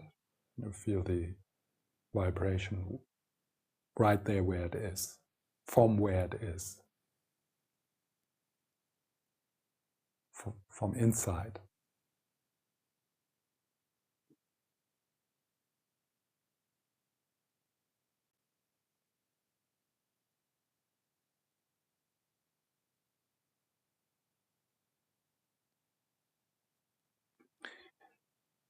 Search your hand for something stable, lasting.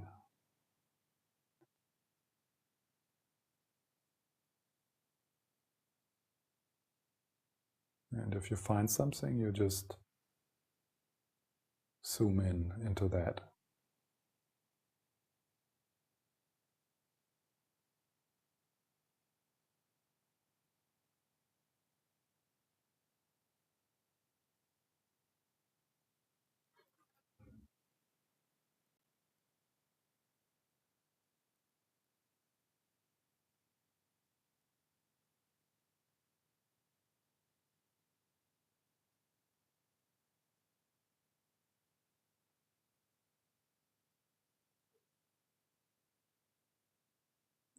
So now we shift into the left hand. So without hurry, it's just notice how that happens, that you can bring your left hand into the foreground, the right hand disappears into peripheral awareness. Bring the breath with you, breathing into the left hand or through the left hand.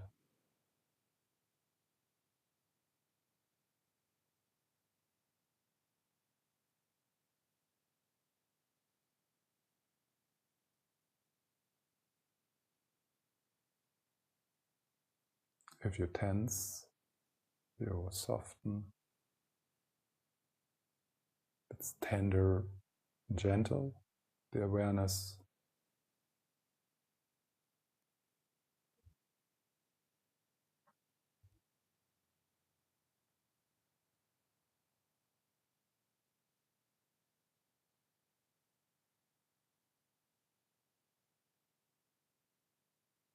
Notice how you're able to hold something in the foreground for a while all the other stuff is happening as well.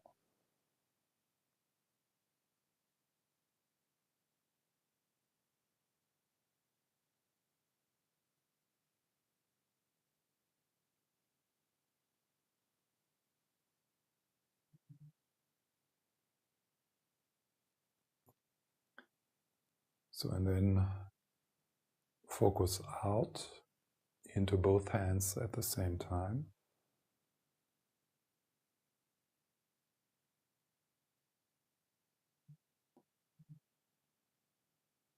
Dissolving the mental image or leaving it to peripheral awareness.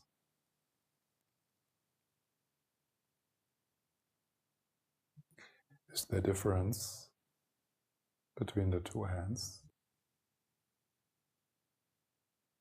Or do they feel the same? Is there the same kind of vibration? Or a different flavor to it?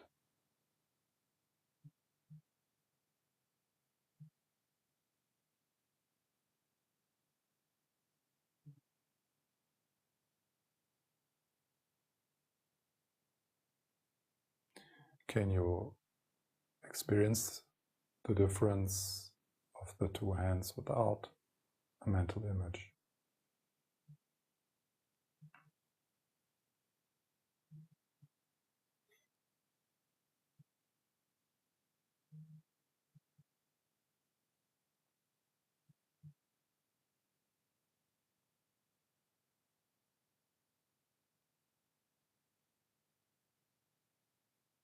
So a bit of breathing through or into the hands.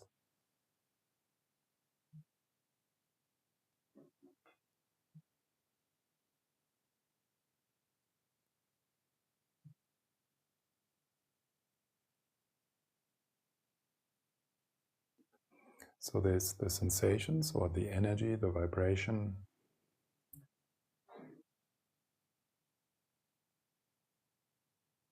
And now I invite you to become curious about the space within which it is happening.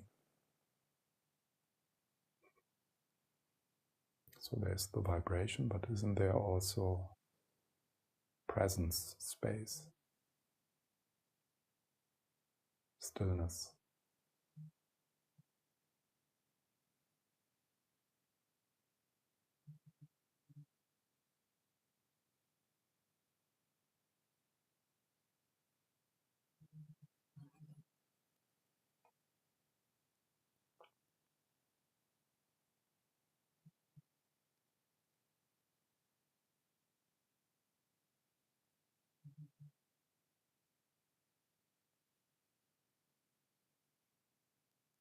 So the sensations, the vibration, and then space.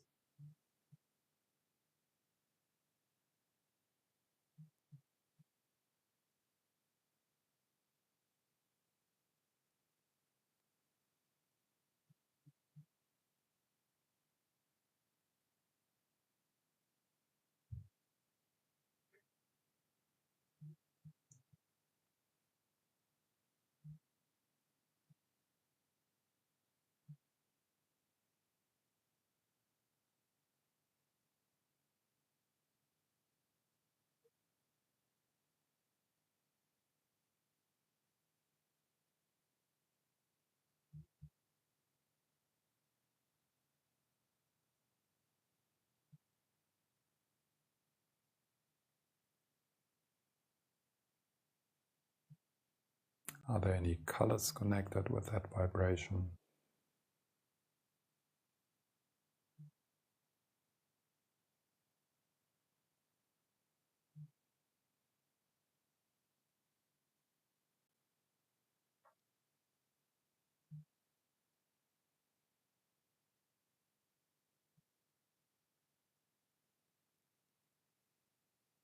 Stay.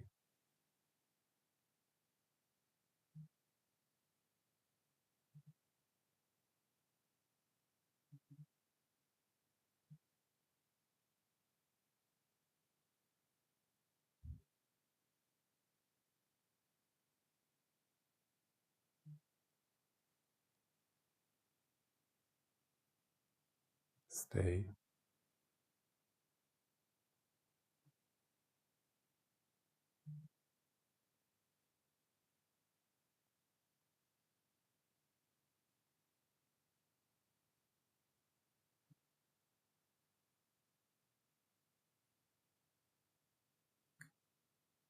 So you're aware of the sensation in your hands,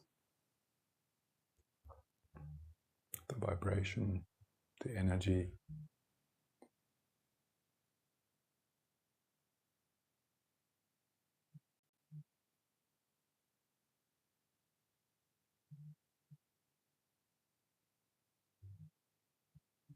And lastly, I would like to ask you, what is aware? What is that which is paying attention?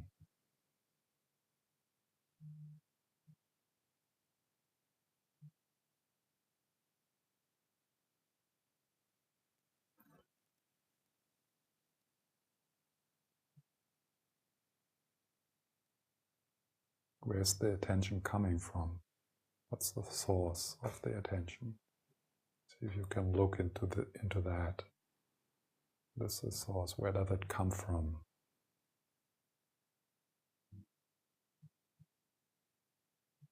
Look into that direction.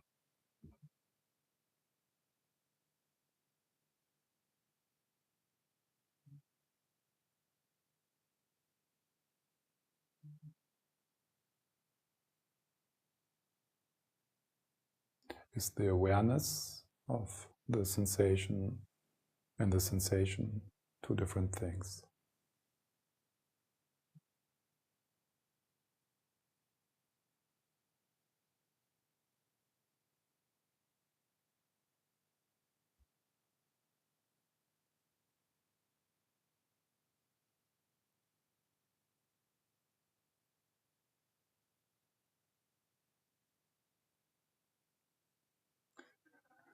So, and then focus out. So you bring your awareness into the whole body,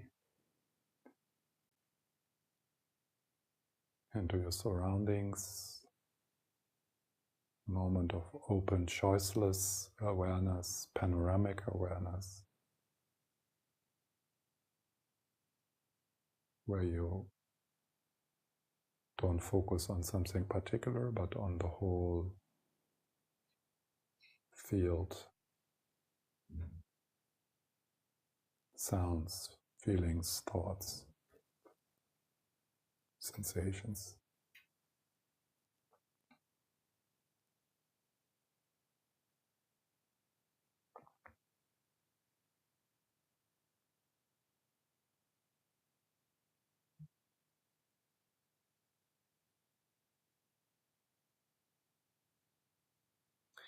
Then what kind of process right now, what kind of experience is a bit wanting to come into the foreground? What is it for you?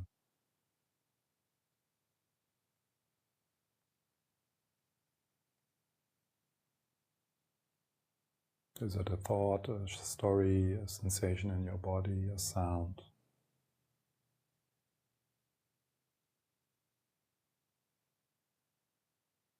So what is shouting? Kind of here, here, look here,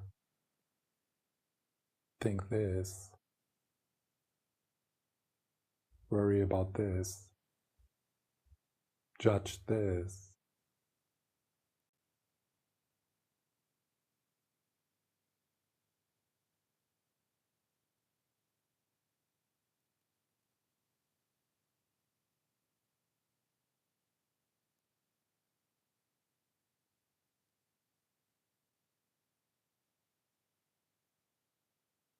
And then again, just open, panoramic, choiceless awareness.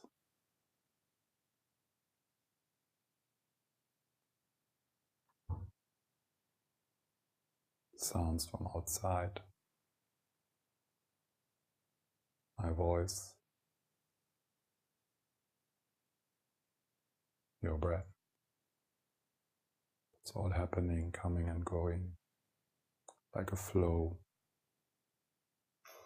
like a river flowing through you.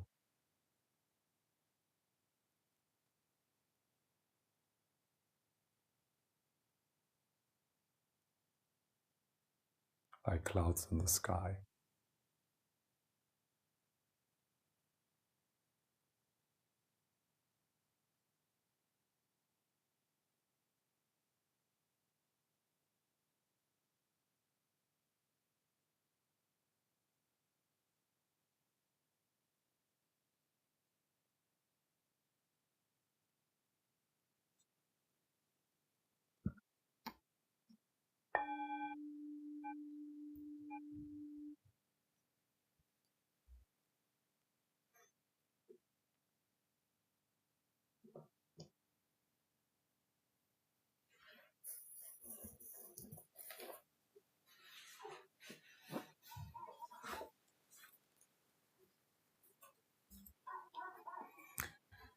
So are there any questions? Yes.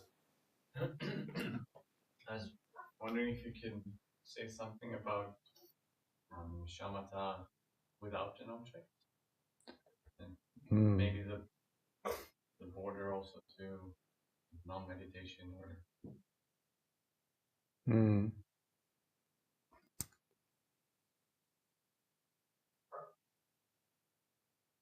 So shamatha without object is not really shamatha without object, because there is an object, but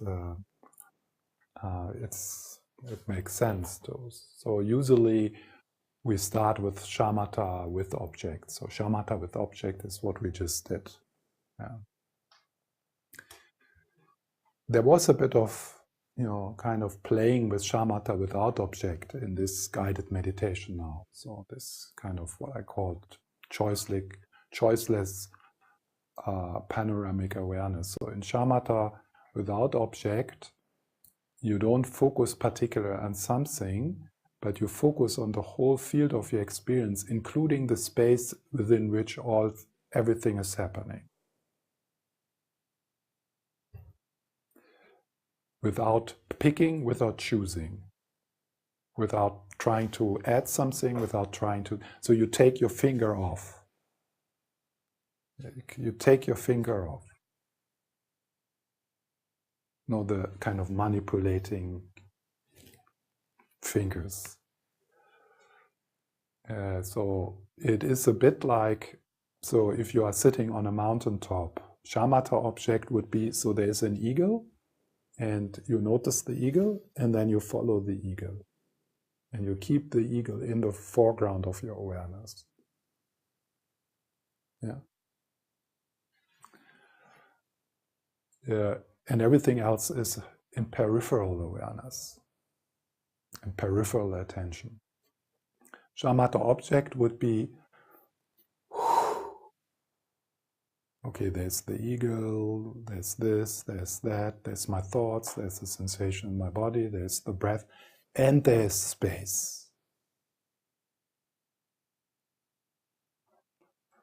So what then starts to happen is a kind of natural calming down.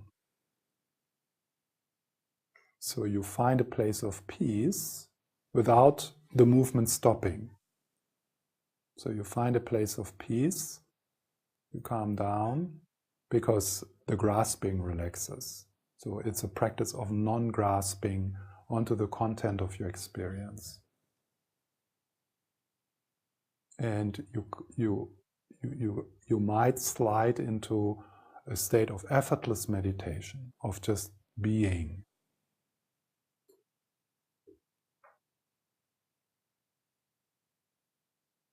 So peace within the midst of all this stuff happening. And then there comes a thunderstorm, it's the same. It's just, okay, here it comes, the thunderstorm. It does its dance and passes away, and I'm just here, like a mountain.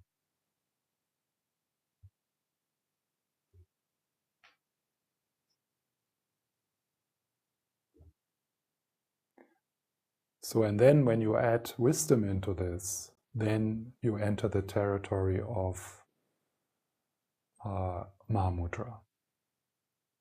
Also, this could be also already part of the Mahamudra training, but so if you enter your understanding of emptiness into this, then you come into a practice which could be called awareness of awareness, or natural meditation, or so that would be then, I mean, that's actually where meditation starts. Everything else is preparation for that.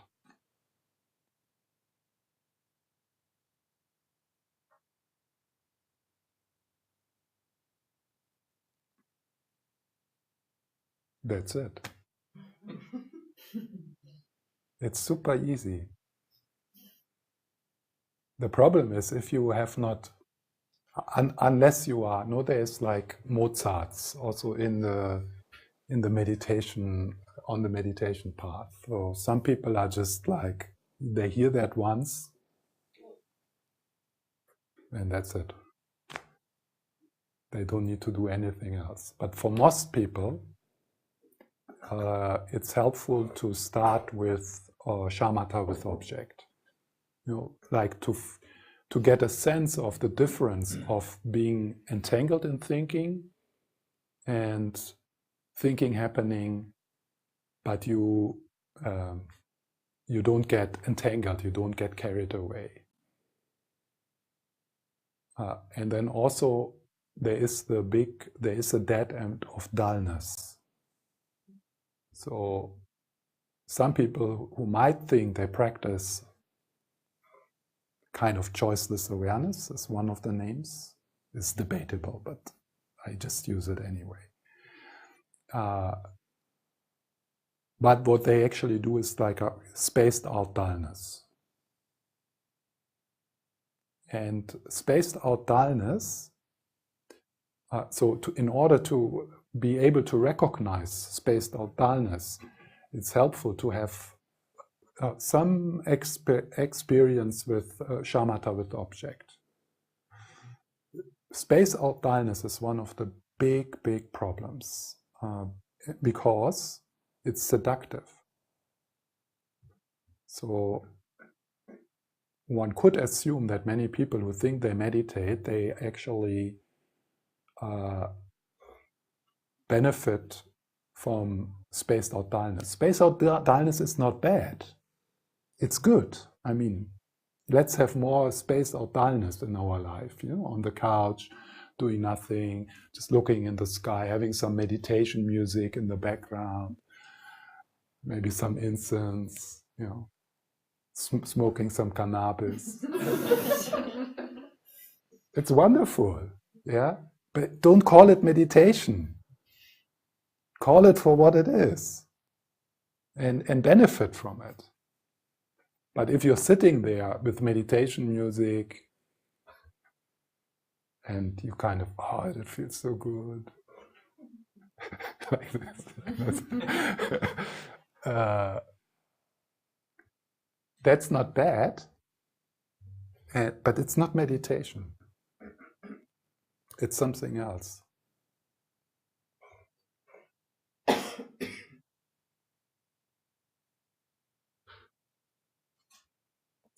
And you can get stuck there for many years and actually think that you meditate. But there's no clarity, there's no wisdom, there's not that energized consciousness, there's not awakeness. It's like a kind of a temporary rest, temporary peace. And there's also, you know, the stuff you don't want to address, it's not going to go away through that. after the kind of cannabis hippie meditation,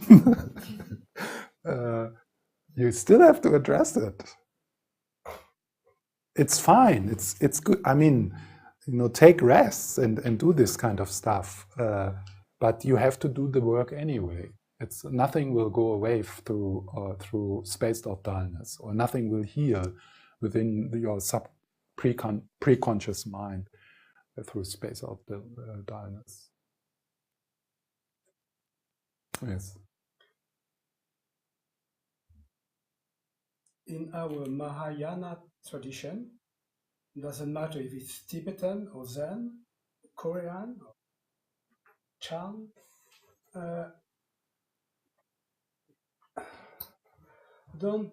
don't you think that to approach the meditation, there is a fundamental ground or base, and it's the bodhisattva vows?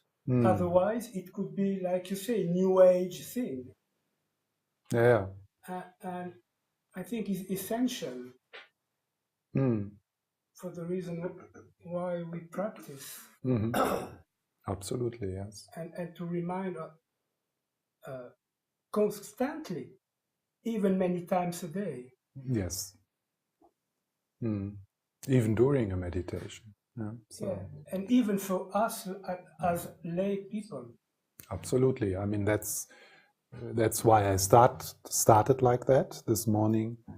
But it's of course a very integral part in the Lam-Rim.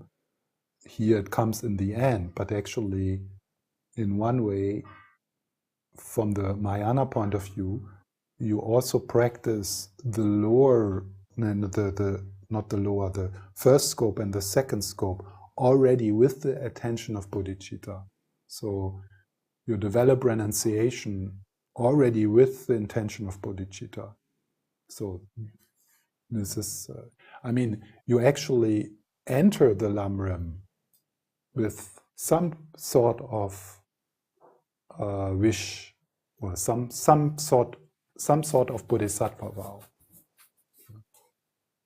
So that's, and then throughout the day, as much as possible, you make that actually what is important for you. So that's what you pay attention to. So can I bring bodhicitta into this activity? What does it mean? How can I do shopping with bodhicitta? How can I go to bed with bodhicitta? How can I eat with bodhicitta? How can I go to a party with bodhicitta? How can I kick someone into the ass with bodhicitta? Yeah. Because that's often necessary. Another one, very short. Yeah. About the Lam-Rim, can you say something about the Gampopa Lam-Rim? Because it came before Tsongkhapa. Yes, yeah. Yeah, I don't know the historic connections, but like the themes and the structure between the Gampopa, Jewel Garland, and this is pretty similar. It's like the same themes. Yeah. They are arranged in the same way. And then there's differences. I have read all these books, but I have not really looked in what's the difference. While reading, I notice, in the Geluk tradition, they do it like this, and there's this different sequence or different emphasis. So you find differences, and it's interesting to look into that, but I didn't. But is it correct to say that it started with Atisha, then Gampopa, and then the other? That's very likely that. They have the same roots as Atishas. The Enlightenment. That's the start for the Lam-Rim. So just for the differences, they are still Tibetan Buddhist. Because this is quite new for me. I don't know if Gampopa